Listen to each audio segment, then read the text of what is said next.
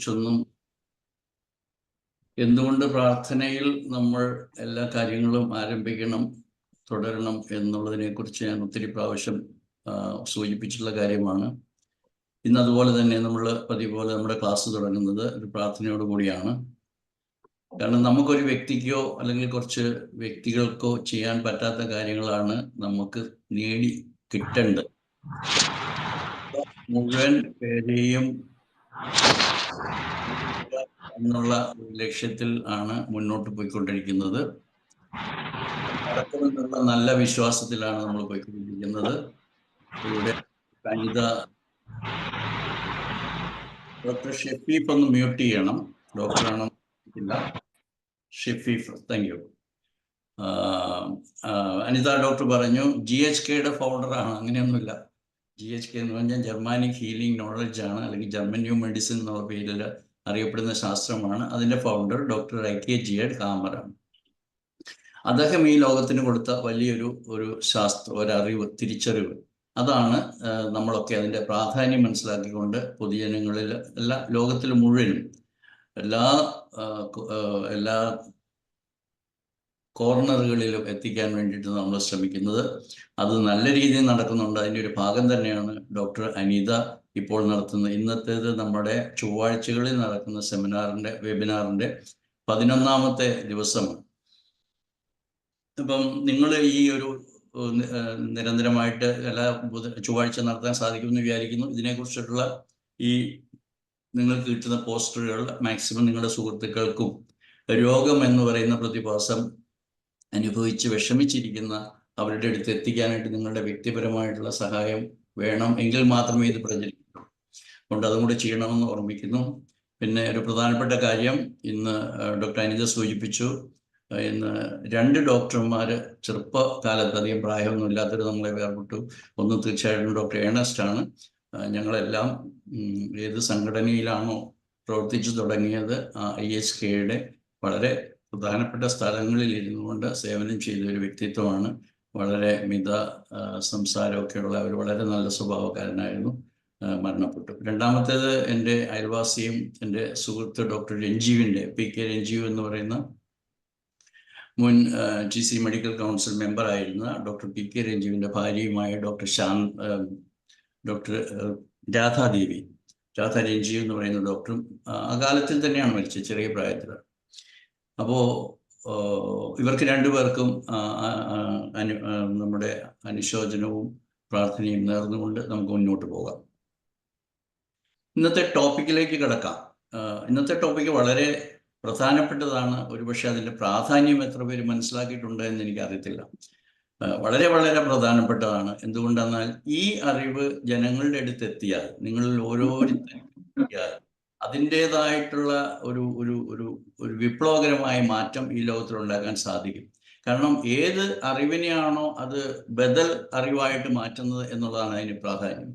അപ്പോൾ ഏറ്റവും പ്രധാനപ്പെട്ട ഒരു ടോപ്പിക്കാണ്. ഒരുപക്ഷെ എത്ര പേർക്ക് അത് ഉൾക്കൊള്ളാൻ സാധിച്ചു എന്ന് എനിക്കറിയത്തില്ല. അതായത് സർപ്രൈസിങ് ട്രൂത്ത് അബൌട്ട് ഇൽനെസ്. അതിന് മുമ്പ് പറഞ്ഞുകൊണ്ട് ഇവിടെ കൂടിയിരിക്കുന്നവരെല്ലാവരും വിവിധ മേഖലകളിലുള്ളവരാണ്. ഡോക്ടർമാരാകണമെന്നില്ല, ഡോക്ടർമാരുണ്ട്, അല്ലാത്തവരുണ്ട്, അധ്യാപകരുണ്ട്, ബാങ്കർമാരുണ്ട്, വെറും മറ്റേത് മേഖലയിലുള്ള ഇവർക്കെല്ലാം ഒറ്റ കാര്യമുള്ളൂ. അവരെല്ലാം മലയാളികളാണ്. മലയാളം പറഞ്ഞാൽ മനസ്സിലാകുമെന്നുള്ള ഒറ്റ കാര്യമുള്ളൂ. പിന്നെ രണ്ടാമത് പറയുവാണെങ്കിൽ ഇവരെല്ലാം ഏതെങ്കിലുമൊക്കെ ജീവിതഘട്ടത്തിൽ, കാരണം അവിടെ എല്ലാം അഡൾട്ട്സ് ആണ്, 18 കഴിഞ്ഞിട്ടുള്ളവരാണെന്ന് എനിക്കറിയാം. അപ്പോൾ ഇവരെല്ലാം ഏതെങ്കിലും ഒരു ഘട്ടത്തിൽ രോഗം എന്നുള്ള ഒരു അവസ്ഥയെ അഭിമുഖീകരിച്ചിട്ടുള്ളവരാണ്. ഒന്നുകിൽ അവരുടെ തന്നെ ജീവിതത്തിലോ അവരുടെ പ്രിയപ്പെട്ടവരുടെ ജീവിതത്തിലോ അഭിമുഖീകരിച്ചതാണ്. അതുകൊണ്ട് എന്താണ് രോഗം എന്നുള്ള യഥാർത്ഥത്തിലുള്ള ഒരു ബോധ്യം ഈ ലോകത്തിൽ നൽകാൻ വേണ്ടിയിട്ടാണ് ഡോക്ടർ ഹാമർ എന്ന് പറയുന്ന നമ്മൾ പറയും എപ്പോഴും പ്രവാചകൻ അല്ലെങ്കിൽ ഡിവൈൻ നോളജ് ജനങ്ങളിലേക്ക് തരാൻ വേണ്ടിയിട്ട് ജനിച്ച 2 പേരാണ് ഡോക്ടർ ഹാനിമാനും ഡോക്ടർ ഹാമറും എന്ന് ഞാൻ വിശ്വസിക്കുന്നു. അപ്പോൾ അതനുസരിച്ചിട്ടാണ് ഞാൻ ഈ 2 പേരെയും ആദരിക്കുകയും അവരുടെ കാഴ്ചപ്പാടുകൾ ജനങ്ങളിൽ എത്തിക്കാൻ വേണ്ടിയിട്ട് പഠിപ്പിക്കുകയും ചെയ്തുകൊണ്ടിരിക്കുന്നു. അപ്പം ഞാൻ ഒന്നുകൂടി അതിൻ്റെ തലവാചകം വായിക്കുകയാണ്. The surprising truth about illness, why most symptoms mean recovery has begun.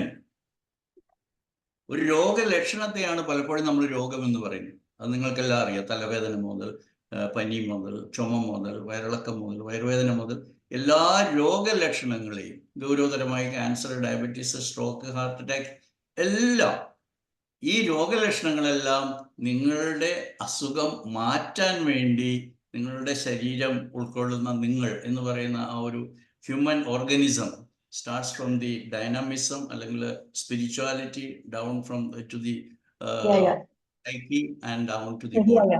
എല്ലാം കൂടെ കൂടുന്ന ആ ഒരു ഓർഗനിസം എങ്ങനെയാണോ ഒരു കോൺഫ്ലിക്റ്റ് റിക്കവർ ചെയ്യുന്നത് അല്ലെങ്കിൽ അതിൻ്റെ അകത്തുനിന്ന് അതിജീവിക്കുന്നത്, അതിനു വേണ്ടിയിട്ട് ശരീരം സ്വീകരിക്കുന്ന നടപടികളാണ് എന്നുള്ളതാണ് ഏറ്റവും പ്രധാനപ്പെട്ട അറിവ്. ഇത് ലോകത്തിൽ ഇല്ലാത്ത അറിവാണ്. കാരണം നമുക്ക് രോഗലക്ഷണങ്ങളാണ് രോഗമെന്ന് നമ്മൾ വിശ്വസിക്കുന്നു. അതേസമയം രോഗലക്ഷണങ്ങളല്ല, അതിൻ്റെ പിന്നിലുള്ള ഒരു കോൺഫ്ലിക്റ്റ്, സംഘർഷം കൊണ്ട് മാത്രമേ രോഗം എന്ന് പറയുന്ന പ്രതിഭാസം ശരീരത്തിൽ അനുഭവപ്പെടുത്തുള്ളൂ എന്നുള്ളതാണ് അതിൻ്റെ സത്യം. അതിന് 3 എക്സെപ്ഷൻസ് ഞാൻ ആദ്യത്തെ ക്ലാസ്സിൽ പറഞ്ഞു. ഒന്ന് അതിൻ്റെ ട്രോമ, ഇഞ്ചുറി, ആക്സിഡൻ്റ് എന്ന് പറയുന്ന ഒന്നാം വിഭാഗം. രണ്ടാമത്തേത് ടോക്സിൻസ് അല്ലെങ്കിൽ വിഷം, പോയിസണിങ് എന്നൊക്കെ പറയുന്നത്. മൂന്നാമത്തേത് റിയൽ മാൾ ന്യൂട്രീഷൻ. ഏതെങ്കിലും ഒരു ന്യൂട്രിയൻസ് നമ്മുടെ ശരീരത്തിൽ ഡെഫിഷ്യൻ്റ് ആയാൽ നമ്മുടെ ശരീരത്തിൽ ഉണ്ടാകുന്ന ഇതൊന്നും രോഗങ്ങളല്ല, നാച്ചുറൽ രോഗങ്ങളല്ല. അപ്പോൾ പ്രകൃതിജന്യമായ, പ്രകൃതിയാലുള്ള രോഗങ്ങൾ എന്ന് പറയുന്നത് ഡൈനാമിക്സ് ആയിട്ടുള്ള, അല്ലെങ്കിൽ നമുക്ക് കാണാൻ പറ്റത്തില്ലാത്ത, തൊടാൻ പറ്റത്തില്ലാത്ത, അല്ലെങ്കിൽ നമുക്ക് കൂടെയുള്ള ആൾക്ക് പോലും, കൂടെ കിടക്കുന്ന ഭർത്താവ് എന്ന് പറയും, അല്ലെ ഭാര്യ എന്ന് പറയും, ഇവർക്ക് പോലും അറിയത്തില്ലാത്ത, മക്കൾക്കോ അച്ഛനോ അമ്മയ്ക്കോ അറിയത്തില്ലാത്ത, നമ്മുടെ തന്നെ സ്വന്തം പ്രൊപ്രൈറ്റർഷിപ്പ് ഉള്ള, അതായത് നമ്മുടെ തന്നെ സ്വന്തമായിട്ടുള്ള മനസ്സിലുണ്ടാകുന്ന സംഘർഷങ്ങൾ കൊണ്ടാണ് അത് അവസാനം ശരീരത്തിൽ കാണിക്കുന്നതെന്നും ശരീരത്തിലും മനസ്സിലും ഉണ്ടാകുന്ന ലക്ഷണങ്ങളൊക്കെ അതിനെ അതിജീവിക്കാൻ വേണ്ടിയിട്ട് ചെയ്യുന്ന നടപടികളാണ് എന്നുള്ളതാണ് ഏറ്റവും വിപ്ലവകരമായ അറിവ്. നിങ്ങൾക്ക് അത് എങ്ങനെ കമ്പയർ ചെയ്യണമെന്ന് മനസ്സിലായില്ലേ, കോൺട്രാസ്റ്റ് മനസ്സിലാക്കണമെന്ന് നിങ്ങൾക്ക് ഇന്നത്തെ conventional medicine, most popular, most influential, most rich ആയിട്ടുള്ള കൺവെൻഷണൽ മെഡിസിൻ്റെ സ്വാധീനത്തിൽ എല്ലാ ജനങ്ങളും വിശ്വസിക്കുന്നതാണ് രോഗത്തെ മാറും.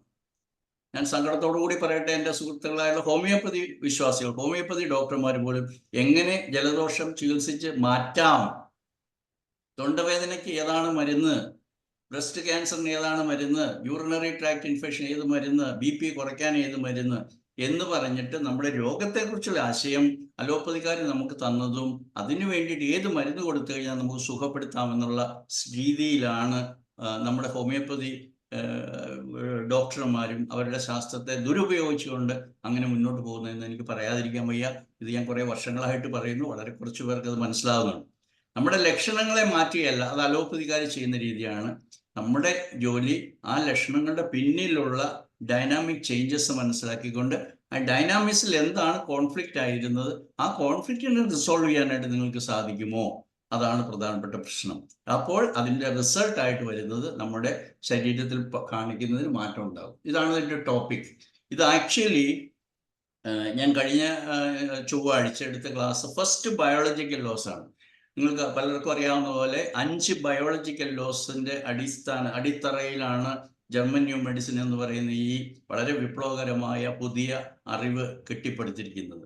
അപ്പോൾ ഈ 5 ബയോളജിക്കൽ ലോസിൽ ഏറ്റവും രണ്ടാമത്തെ ശാസ്ത്രം അല്ലെ രണ്ടാമത്തെ നിയമമാണ് ഇന്ന് ഞാൻ കൂടുതൽ വിശദമായിട്ട് നിങ്ങളോട് സംസാരിക്കാൻ ഉദ്ദേശിക്കുന്നത്. കഴിഞ്ഞ ആഴ്ച ഞാൻ ഫസ്റ്റ് ലോ ആണ് എടുത്തത്. അതായത് എല്ലാ രോഗങ്ങൾക്കും 100% of the diseases are happening because of some conflicts, psychic conflicts എന്ന് പറയാം, അല്ലെങ്കിൽ ബയോളജിക്കൽ കോൺഫ്ലിക്ട്സ് എന്ന് പറയാം. Because they all have got a biological purpose. ആ ബയോളജിക്കൽ പർപ്പസ് സെർവ് ചെയ്യാൻ വേണ്ടിയിട്ടാണ് ഈ ചേഞ്ചസ് വരുന്നത്. അതുകൊണ്ടാണ് അത് കോൺഫ്ലിക്റ്റ് ആയിട്ട് ആ പ്രത്യേക ബയോളജിക്കൽ എൻറ്റിറ്റിക്ക് അത് അനുഭവവേദ്യമാകുന്നതും പ്രകടിതമാകുന്നതും. ഇനി നമുക്ക് തുടങ്ങാം. ആദ്യമായിട്ട് ഈ ടോപ്പിക്കിനെ കുറിച്ച് അതിൻ്റെ ഗൗരവത്തിൽ തന്നെ നിങ്ങൾ മനസ്സിലാക്കണമെന്നാണ് ഞാൻ ആഗ്രഹിക്കുന്നത്. കാരണം നമ്മൾ ഒത്തിരി കേട്ടിട്ടുണ്ട് സപ്രഷൻ ഓഫ് സിംറ്റംസ്, ശരിയല്ല. പക്ഷെ അങ്ങനെയല്ല അതിനെ കാണേണ്ടത്. സിംറ്റംസ് എന്ന് പറയുന്നത് നമ്മുടെ അതിജീവനത്തിനായി നമ്മളെ രക്ഷപ്പെടുത്താൻ വേണ്ടിയിട്ട് ഈ ശരീരം സ്വീകരിക്കുന്ന നടപടിയാണ് എന്ന് മനസ്സിലാക്കുന്നതും, അത് സപ്രസ് ചെയ്യരുത് എന്ന് പറയുന്നിടത്തും രണ്ട് ഗ്രാവിറ്റി ഡിഫറൻ്റ് ആണ്. അപ്പോൾ എല്ലാ ലക്ഷണങ്ങളെയും നമ്മൾ സ്വാഗതം ചെയ്യണമെന്ന് കൂടി പറയുമ്പോഴാണ് നമുക്ക് അതിൻ്റെ യഥാർത്ഥത്തിലുള്ള അർത്ഥം മനസ്സിലാകുന്നത്. അപ്പം ലക്ഷണങ്ങൾ എന്ന് പറഞ്ഞു കഴിഞ്ഞാൽ നമ്മുടെ അതിജീവനത്തിന് വേണ്ടിയിട്ടുള്ളതാണെന്നും ആ ലക്ഷണങ്ങളുടെ യഥാർത്ഥത്തിലുള്ള അർത്ഥം മനസ്സിലാക്കിയാൽ മാത്രമേ നമുക്ക് അതിൻ്റെ അകത്തുനിന്ന് അതിൻ്റെ ബ്യൂട്ടി അല്ലെങ്കിൽ അതിൻ്റെ ബെനിഫിറ്റ് അല്ലെങ്കിൽ അതിൻ്റെ പേർപ്പസ് നമുക്ക് മനസ്സിലാക്കി നമുക്ക് അതിനെ വേണ്ട രീതിയിൽ ഉൾക്കൊള്ളാൻ സാധിക്കുകയുള്ളൂ എന്നുള്ളതാണ് ഏറ്റവും പ്രധാനപ്പെട്ട കാര്യം. അപ്പോൾ ഞാൻ കൂടുതൽ വിശദമായിട്ട് ഇന്ന് പോകുന്ന കാര്യം 5 ബയോളജിക്കൽ ലോസിലെ രണ്ടാമത്തെ ബയോളജിക്കൽ ലോ ആണ് എന്ന് പറഞ്ഞുകൊള്ളുന്നു. ഒന്നാമത്തെ ഞാൻ വീണ്ടും റിപ്പീറ്റ് ചെയ്യുകയാണ്. അതായത് എല്ലാ രോഗങ്ങൾക്കും ഷോക്ക്, ബയോളജിക്കൽ അല്ലെങ്കിൽ എന്താ പറയുക സൈക്കിക് ആയിട്ടുള്ള ഒരു അൺഎക്സ്പെക്റ്റഡ് ആയിരിക്കണം, സിവിയർ ആയിരിക്കണം. അൺഎക്സ്പെക്റ്റഡ് എന്ന് പറഞ്ഞാൽ അത് ചെറിയ രീതിയിൽ പറഞ്ഞാൽ ഐസൊലേറ്റിംഗ് ആയിരിക്കണം എന്ന് പറഞ്ഞു കഴിഞ്ഞാൽ that has got A specific content in that conflict. Not only that, it will affect or it will attack in പറയാൻ പറ്റില്ല, it will impact upon a very specific part of the brain, and therefore it will be reflected or it will be manifested or it will be shown in a very specific part of the body. ഈ 3 psyche, brain and body organ, ഈ സിങ്ക്രോണിസിറ്റി ആണ് GNM അല്ലെ GHKയുടെ most important ആയിട്ടുള്ള കാതലായിട്ടുള്ള understanding എന്നുള്ളത് നമ്മൾ മനസ്സിലാക്കണം. അപ്പൊ അതുകൊണ്ട് ഒന്നാമത്തേത് കഴിഞ്ഞ ദിവസം നമ്മൾ വിശദമായിട്ട് സംസാരിച്ചു. അതായത് എല്ലാ രോഗങ്ങളും 100% diseases can be caused or started, triggered, kick started only by a psychic conflict. ഇന്ന് നമ്മൾ രണ്ടാമത്തേത് പോവാണ്. രണ്ടാമത്തേത് എന്താണെന്ന് വെച്ചാൽ രോഗം എന്ന് പറയുന്നത് ഒരു പ്രോഗ്രാം. സോ മോഡേൺ ലാംഗ്വേജിൽ നിങ്ങൾക്ക് എല്ലാവർക്കും അറിയാം what is a program. Application എന്നൊക്കെ പറയും. നമ്മുടെ ഫോണിലൊക്കെ ധാരാളം പ്രോഗ്രാംസ് നമ്മൾ ഡൗൺലോഡ് ചെയ്ത് ഇൻസ്റ്റാൾ ചെയ്തിട്ടുണ്ട്. അതുപോലെ നമ്മുടെ ഡെവലപ്മെൻറ്റിൻ്റെ ഏതൊക്കെയോ കാലഘട്ടത്തിൽ നമ്മുടെ ഉള്ളിലേക്ക് ഡൗൺലോഡ് ചെയ്ത് ഇൻസ്റ്റാൾ ചെയ്ത് റൺ ചെയ്യുന്ന ചില പ്രോഗ്രാംസ് ആണ്. അതിനാണ് SBS എന്ന് പറയുന്നത്, significant biological special program of nature. അപ്പോൾ പ്രകൃതിയുടെ ചില പ്രോഗ്രാംസ് ആണ് നമ്മുടെ എല്ലാ രോഗങ്ങളും. അപ്പൊ അതുകൊണ്ട് ഈ പ്രോഗ്രാം 2 പ്രധാനപ്പെട്ട ഭാഗമുണ്ട്. ആ 2 പ്രധാനപ്പെട്ട ഭാഗങ്ങളിലാണ് നമുക്ക് ലക്ഷണങ്ങൾ ഉണ്ടാകുന്നത് എന്നുള്ളതാണ് അതിൻ്റെ കാര്യം. അതിലേറ്റവും പ്രധാനപ്പെട്ട സിംറ്റംസ് അത് നിങ്ങൾ ഹെഡിങ് വായിച്ചിട്ടുണ്ടാവും. Most of the symptoms are occurring during the healing phase. Of course there are few symptoms happening during the conflict activity. എന്താണ് ഒരു വ്യക്തി ഒരു ബയോളജിക്കൽ കോൺഫ്ലിക്റ്റിന് വിധേയമായാൽ, ഡോക്ടർ നിർമ്മല മ്യൂട്ട് ചെയ്യണം, എല്ലാവരും മ്യൂട്ട് ചെയ്യുക. നിങ്ങൾക്ക് ചോദിക്കാനുള്ള സമയത്ത് മാത്രം നിങ്ങൾ അൺമ്യൂട്ട് ചെയ്യുക, അല്ലെങ്കിൽ ഈ ശബ്ദം നിങ്ങളുടെ വീട്ടിലുള്ള സംസാരങ്ങൾ നമ്മൾ കേൾക്കുന്നു, ഡിസ്റ്റർബൻസ് ആവും. അപ്പോൾ തുടരാം നമുക്ക്. അപ്പോൾ 2 ഫേസ് ഉണ്ട്, വളരെ ക്ലിയർ കട്ടായിട്ടുള്ള ഫേസ് ഉണ്ട്. എന്താണ്? ഒരു കോൺഫ്ലിക്റ്റ് ഉണ്ടാകുന്നു, ഞാൻ പറഞ്ഞു, അത് അൺഎക്സ്പെക്റ്റഡ് ആയിരിക്കണം, വെരി സിവിയർ ആയിരിക്കണം, ഐസൊലേറ്റിംഗ് ആയിരിക്കണം. That means it has got A isolated അല്ലെങ്കിൽ ഡിഫറെൻ്റ് ആയിട്ട് നമുക്ക് എലിസിറ്റ് ചെയ്യാൻ പറ്റുന്ന ക്യാരക്ടറിസ്റ്റിക് അതിനുണ്ടാവും. എങ്കിൽ മാത്രമേ അത് നമ്മളെ ബാധിക്കത്തുള്ളൂ. Most importantly that individual has not been sharing that conflict with others. മറ്റാരുമായിട്ട് പങ്കെടുക്കാതെ നമ്മൾ തന്നെ സഹിക്കുകയാണ്. അപ്പം മറ്റുള്ളവരോട് പങ്കുവെച്ചാൽ എന്താണ്? അത് ഡൈല്യൂട്ട് ആയിട്ട് പോകും, അത് കോൺഫ്ലിക്റ്റ് ആവാതെ പോകും ചിലപ്പോൾ. അതുകൊണ്ട് ആ കോൺഫ്ലിക്റ്റിനെ റിസോൾവ് ചെയ്യുന്നതിന് മുമ്പായിട്ട് തന്നെ അത് ഡൈല്യൂട്ട് ചെയ്യാനായിട്ട് സാധിക്കും. നമ്മുടെ ടെൻഷനിൽ നിന്ന് നമ്മൾ നാടൻ ഭാഷയിൽ പറയുന്ന കോൺഫ്ലിക്റ്റിനെ, പ്രശ്നത്തെ മറ്റുള്ളവരുമായിട്ട് പങ്കുവെക്കാനായിട്ട്. But most of the cases these conflicts are not shared and therefore it is isolating ourselves. നമ്മൾ തന്നെ അതിങ്ങനെ കൊണ്ടു നടക്കുകയാണ്, ആരോട് പറയുന്നില്ല, ആരോടും അതിൻ്റെ സഹായം തേടുന്നില്ല. അങ്ങനെയാണ് അത് നമ്മുടെ ശരീരത്തിലേക്ക് റിഫ്ലക്റ്റ് ചെയ്യും. അപ്പൊ ഈ ക്യാരക്ടറിസ്റ്റിക് നമ്മൾ ഓർക്കുക. ഇതാണ് conflict activity. That means since or from the time of occurrence of this conflict till it gets resolve. Resolve ചെയ്യാന്ന് പറഞ്ഞാൽ പരിഹരിക്കപ്പെടുക. ഇപ്പോൾ മോസ്റ്റ് ഓഫ് ദി കേസസിൽ നമ്മൾ പ്രത്യേകിച്ച് ഒന്നും ചെയ്തില്ലെങ്കിൽ പോലും നമ്മൾ പറയും കാലം എല്ലാം മറക്കും എന്നൊക്കെ പറയാറില്ലേ, കാലം എല്ലാത്തിനെയും മായ്ച്ചു കളയും എന്നൊക്കെ പറയുന്ന പോലെ തന്നെ നമുക്കുണ്ടാകുന്ന പ്രശ്നങ്ങൾ, ഒരു പ്രശ്നമുണ്ടായി അതോടുകൂടി തീരേണ്ടതല്ല നമ്മുടെ ജന്മം അല്ലെങ്കിൽ നമ്മുടെ ജീവിതം. അതുകൊണ്ട് തന്നെ നമ്മുടെ ഉള്ളിൽ ഇൻസ്റ്റാൾ ചെയ്തിരിക്കുന്ന ഈ പ്രോഗ്രാംസ് അനുസരിച്ച് അത് ഗ്രാജുവലി അല്ലെങ്കിൽ അത് കുറഞ്ഞു വരും. പക്ഷെ നിങ്ങൾക്കൊരു ചുമയുണ്ടായേക്കും, നിങ്ങൾക്കൊരു ശ്വാസം മുട്ടലുണ്ടായേക്കും, നിങ്ങൾക്കൊരു നടുവേദന ഉണ്ടായേക്കും, അല്ലെങ്കിൽ ഒരു മുട്ടുവേദന ഉണ്ടായേക്കും, അല്ലെങ്കിൽ നിങ്ങൾ ഛർദ്ദിക്കും, അല്ലെങ്കിൽ നിങ്ങൾക്ക് തലവേദന വരും. അപ്പൊ അതോടുകൂടി ആ പ്രശ്നം മിക്കവാറും തീരും, പ്രൊവൈഡഡ് കണ്ടീഷൻ ഇതാണ്, the same is not recurred. വീണ്ടും അത് റെക്കർ ചെയ്യുന്നില്ലെങ്കിൽ, റിപ്പീറ്റ് ചെയ്യുന്നില്ലെങ്കിൽ, that will be a one time instance. ഇതാണ് നമ്മൾ ഹോമിയോപ്പതി ഡോക്ടേഴ്സ് അക്യൂട്ട് ഡിസീസസ് എന്ന് പറയുന്നത്. അത് വന്നു പോയി, ഒരു വയറിളക്കം ഉണ്ടായി പോയി, ആ പ്രശ്നം തീർന്നു. പക്ഷേ ദി സെയിം പ്രോസസ് കണ്ടിന്യൂ ചെയ്യുമ്പോഴാണ് നമ്മളതിനെ ക്രോണിക് ഡിസീസ് എന്ന് പറയുന്നത്. GNM-ൽ അതിനെ പറയുന്നത് നമ്മൾ ട്രാക്ക് എന്നാണ് പറയുന്നത്, ഹാങ്ങിങ് കോൺഫ്ലിക്റ്റ്. അപ്പോൾ ഒരു പ്രശ്നം ഉണ്ടായി, അത് നമ്മൾ ആരോട് പറയാതെ കൊണ്ടു നടക്കും, പറയുമ്പോഴത് അലിഞ്ഞില്ലാതെയാവും. അതൊരു പ്രകൃതിയുടെ രീതിയാണ്. നമ്മൾ ഷെയർ ചെയ്യുമ്പോൾ അത് റിസോൾവ് ചെയ്യും. അല്ലാതെ നമ്മൾ കാണിക്കുന്ന ലക്ഷണങ്ങളെല്ലാം അങ്ങനെ തന്നെയാണ്. അതിനും ശേഷം ഈ ലക്ഷണങ്ങൾക്ക് ശേഷം ഓട്ടോമാറ്റിക്കലി പഴയ അവസ്ഥയിലേക്ക് റീസ്റ്റോർ എന്നാണ് പറയുക, റിസ്റ്റോറേഷൻ. അത് തന്നെയാണ് ഹോമിയോപ്പതി പറയുന്നത്, restoring to the original position. അത് ഹെൽത്തി സിറ്റുവേഷൻ ആണെങ്കിൽ അതിലേക്ക് തിരിച്ചു കൊണ്ടുവരാനായിട്ട് ചെയ്യുന്ന നടപടികളാണ് സിംറ്റംസ് എന്നുള്ളതാണ് ഇന്നത്തെ ക്ലാസ്സിൽ നിങ്ങളോട് ബോധ്യപ്പെടുത്താനായിട്ടുള്ളത്.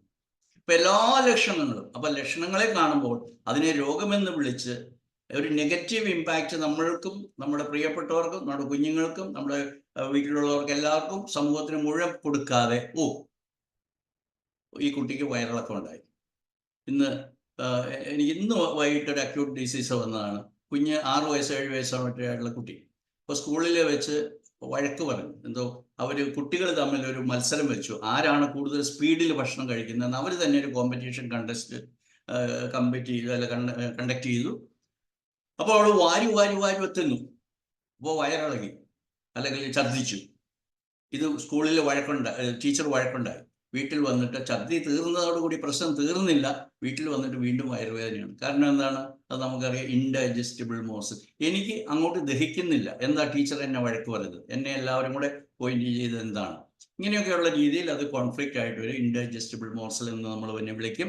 ദഹിക്കാതെ കിടക്കുന്ന ഒരു വിഷയം, അത് സിംറ്റമായിട്ട് കാണിക്കും. അങ്ങനെയാണ് എല്ലാ ലക്ഷണങ്ങളും ഉണ്ടാകുന്നതിന് ചെറിയ ലക്ഷണം മുതൽ വലിയ ലക്ഷണം വരെ നമുക്ക് പറയാനായിട്ട് സാധിക്കും. ഇതാണ്. ഇതിനെക്കുറിച്ചാണ് ഞാൻ കൂടുതൽ വിശദമായിട്ട് പറയാൻ പോകുന്നത്. അതുകൊണ്ട് ഞാൻ ഇപ്പം തൽക്കാലം ഇവിടെ നിർത്തുവാണ്. 3, 4, 5 പറഞ്ഞതിന് ശേഷം ഞാൻ തിരിച്ചു വരാം. അപ്പോൾ മൂന്നാമത്തെ ലക്ഷണം നിങ്ങൾക്കറിയാം, അതിനെ ഒണ്ടോജെനറ്റിക് സിസ്റ്റം ഓഫ് ജേം ലെയേഴ്സ് എന്നാണ് പറയുന്നത്. ഒണ്ടോജെനറ്റിക് എന്ന് പറഞ്ഞു കഴിഞ്ഞാൽ നമ്മുടെ എംബ്രിയോളജിയുമായിട്ട് റിലേറ്റഡ് ആയിട്ടുള്ളത്. ഇപ്പം എംബ്രിയോളജിയിൽ വളരെ പ്രധാനപ്പെട്ട ഒരു കാര്യമാണ് half cell of the father and half cell of the mother when United forms the first primordial cell. അതൊരു 13 days കഴിയുമ്പോഴത്തേക്ക് അതിനെ ഒരു ബ്ലാസ്റ്റോസിസ്റ്റ് എന്നുള്ള ഫോമിലെത്തും. ആ 13th ഡേയിലാണ് this cluster of cells, embryo, divides into 4 layers. First it divides into 3 layers. Then the middle layer or mesoderm is again divided into old mesoderm and new mesoderm. അതിന് corresponding ആയിട്ടുള്ള changes ബ്രെയിനിലുണ്ട്, അതിനെ control ചെയ്യുന്നുണ്ട്, നമ്മുടെ ബോഡിയിലും അതനുസരിച്ചുള്ള മാറ്റങ്ങൾ വരും. അല്ലെങ്കിൽ ശരീരത്തിലുണ്ടാകുന്ന എല്ലാ കോശങ്ങളും, ശരീരത്തിലുണ്ടാകുന്ന, അതായത് ഈ ഒരു കോശം, അരക്കോശവും കൂടെ ചേർന്നുണ്ടാകുന്ന ഒരു കോശം ഡിവൈഡ് ചെയ്ത് നമ്മുടെ അവയവങ്ങളും ഓർഗൻസും എല്ലാമായി different organs, different systems, different tissues, different cells എല്ലാമായിട്ട് ഫോം ചെയ്യുന്നതെല്ലാം ഒറിജിനലി ഇത് 3 ലെയറിൽ നിന്നാണ്, അല്ലെങ്കിൽ 4 ലെയറിൽ നിന്നാണ്. അതുകൊണ്ടാണ് ആ രീതിയിൽ സിംറ്റംസിന് ഏതൊക്കെ അവയവങ്ങളിൽ ഏതൊക്കെ ലക്ഷണം ഉണ്ടാകുന്നു വളരെ കൃത്യമായിട്ട് ജർമ്മൻ ന്യൂ മെഡിസിൻ പഠിപ്പിക്കുന്നത്. അതുകൊണ്ട് ഇതിനകത്ത് എംബ്രിയോളജി ഉണ്ട്, അതിനോടുകൂടി എവല്യൂഷൻ ഉണ്ട്. കാരണം എവല്യൂഷൻ എങ്ങനെയാണ്, എവല്യൂഷനെ കുറിച്ച് ഒത്തിരി ക്രിറ്റിസിസംസ് ഉണ്ട്, അത് സയന്റിഫിക് അല്ല എന്നൊക്കെ പറയുന്നുണ്ട്. ഇതിനെക്കുറിച്ച് നമുക്ക് തെളിവൊന്നുമില്ല. But there are very clear cut indications that during the primordial stage when the life started in the water, amoeba ഫോമിൽ, പിന്നെ അത് ഫിഷ് ഫോമിൽ, പിന്നെ റെപ്റ്റൈൽ ഫോമിൽ, പിന്നെ അനിമൽ ഫോമിൽ, അങ്ങനെയൊക്കെയുള്ള ഡെവലപ്മെന്റിലാണ് നമ്മുടെ ഓരോ ഓർഗൻസും വരുന്നത്. അപ്പോഴെല്ലാം നമ്മുടെ കോൺഫ്ലിക്റ്റുകളും ഡിഫറെൻ്റ് ആയിരുന്നു. കാരണം അമീബ സ്റ്റേജിലുള്ള കോൺഫ്ലിക്റ്റുകൾ എന്താണ്? ഇഞ്ചക്ഷൻ, അല്ലെ ഫുഡ് കഴിക്കുക, എക്സ്ക്രീറ്റ് ചെയ്യുക, അത്രയേ ഉള്ളൂ. പ്രൊക്രിയേഷൻ. അത് കഴിഞ്ഞിട്ടാണ് അതിന് റെസ്പിറേഷൻ ഡിഫറെൻ്റ് ആയിട്ട് വന്നത്. കരയിലേക്ക് വന്നപ്പോഴത്തേക്ക് അതിന് പ്രൊട്ടക്റ്റ് ചെയ്യേണ്ടതായിട്ട് വന്നു. പ്രധാനപ്പെട്ട വൈറ്റൽ ഓർഗൻസ് പ്രൊട്ടക്റ്റ് ചെയ്യുന്ന ഒരു വിഷയം വന്നു. പിന്നെയും ഡെവലപ്മെന്റ് വന്നപ്പോഴത്താണ് നമ്മൾ ടെറിട്ടോറിയൽ ഇഷ്യൂസ് വന്നത്. കാരണം boundary became important, social life became important. അപ്പോൾ അങ്ങനെയുള്ള എവല്യൂഷണറി ആയിട്ടുള്ള നോളജും എംബ്രിയോളജിക്കൽ ആയിട്ടുള്ള നോളജും കൂടെ ചേർന്നിട്ടാണ് ഈ ontogenetic system of treatment of layers പറയുന്നത്. അത് നമുക്ക് അടുത്ത ക്ലാസ്സിൽ വളരെ വിശദമായിട്ട് കൂടുതൽ നമുക്ക് പറയാം. 4ാമത്തെ ലോ ആണ് എപ്പോഴും നമ്മൾ GNM-നെ കുറിച്ച് ആര് പറഞ്ഞു കഴിഞ്ഞാൽ they don't believe in organisms microbes, അതുകൊണ്ട് നമ്മൾ അതിൽ വിശ്വസിക്കുന്നില്ല, അതുകൊണ്ട് അതിലേക്ക് പോയാൽ നമ്മൾ വല്ല വഴിതെറ്റും എന്നൊക്കെ പറയുന്നത്. നമ്മൾ ആരും യഥാർത്ഥത്തിൽ ചിന്തിക്കുന്നില്ല എന്നുള്ളതാണ്. അപ്പൊ അങ്ങനെ ഒരു ഗൗരവതരമായി ചിന്തിക്കുന്ന നിങ്ങൾ ഈ ചികിത്സാ മേഖലയിലുള്ളവരും അല്ലെങ്കിൽ കോമൺ മാൻ എന്ന് പറയുന്ന സാധാരണക്കാരൻ ചിന്തിച്ചു തുടങ്ങുക. അതായത് ശരിക്കും ഇങ്ങനെ ഒരു ഇൻഫെക്ഷൻ എന്ന് പറയുന്ന സംഗതി ഉണ്ടോ? കാരണം ഡോക്ടർ ഹാമർ വളരെ വിപ്ലവകരമായ കാര്യം പറഞ്ഞിരിക്കുന്നു. There are no contagious disease, there are no epidemic disease, there are no pandemic disease, there are no infectious disease എന്ന് വളരെ ധൈര്യപൂർവ്വം വളരെ വിപ്ലവാത്മകമായി അദ്ദേഹം സ്ഥാപിച്ചിരിക്കുകയാണ്. അതിന് ബദലായിട്ടുള്ള ഒരു ആർഗ്യുമെന്റ്സും ഇല്ല. കാരണം ഇതൊക്കെ എല്ലാം ഇന്നൊരു ഹൈപ്പോത്തസിസ് ലെവലിൽ നിൽക്കുന്നതാണ്, കുറച്ച് സ്റ്റാറ്റിസ്റ്റിക്സ് ലെവലിൽ നിൽക്കുന്നതാണ്. അതിനൊന്നും എവിഡൻസ് ഇല്ല എന്നുള്ളത് നിങ്ങൾക്ക് കുറെ കഴിയുമ്പോൾ നിങ്ങൾക്ക് മനസ്സിലാവും. അതുകൊണ്ട് അവിടെ ഞാനത് നിർത്തുകയാണ്. അത് നമുക്ക് പിന്നീട് എടുക്കാം. 5ാമത്തെ ലോ എന്ന് പറയുന്നത് ഒരു പ്രത്യേക ലോ അല്ല. That is all about the quintessence, the summary of all these 5 biological laws we are considering there. So time is going fast, therefore we will go to the main explanation of these 2 phases of the program called disease. Special biological program of nature.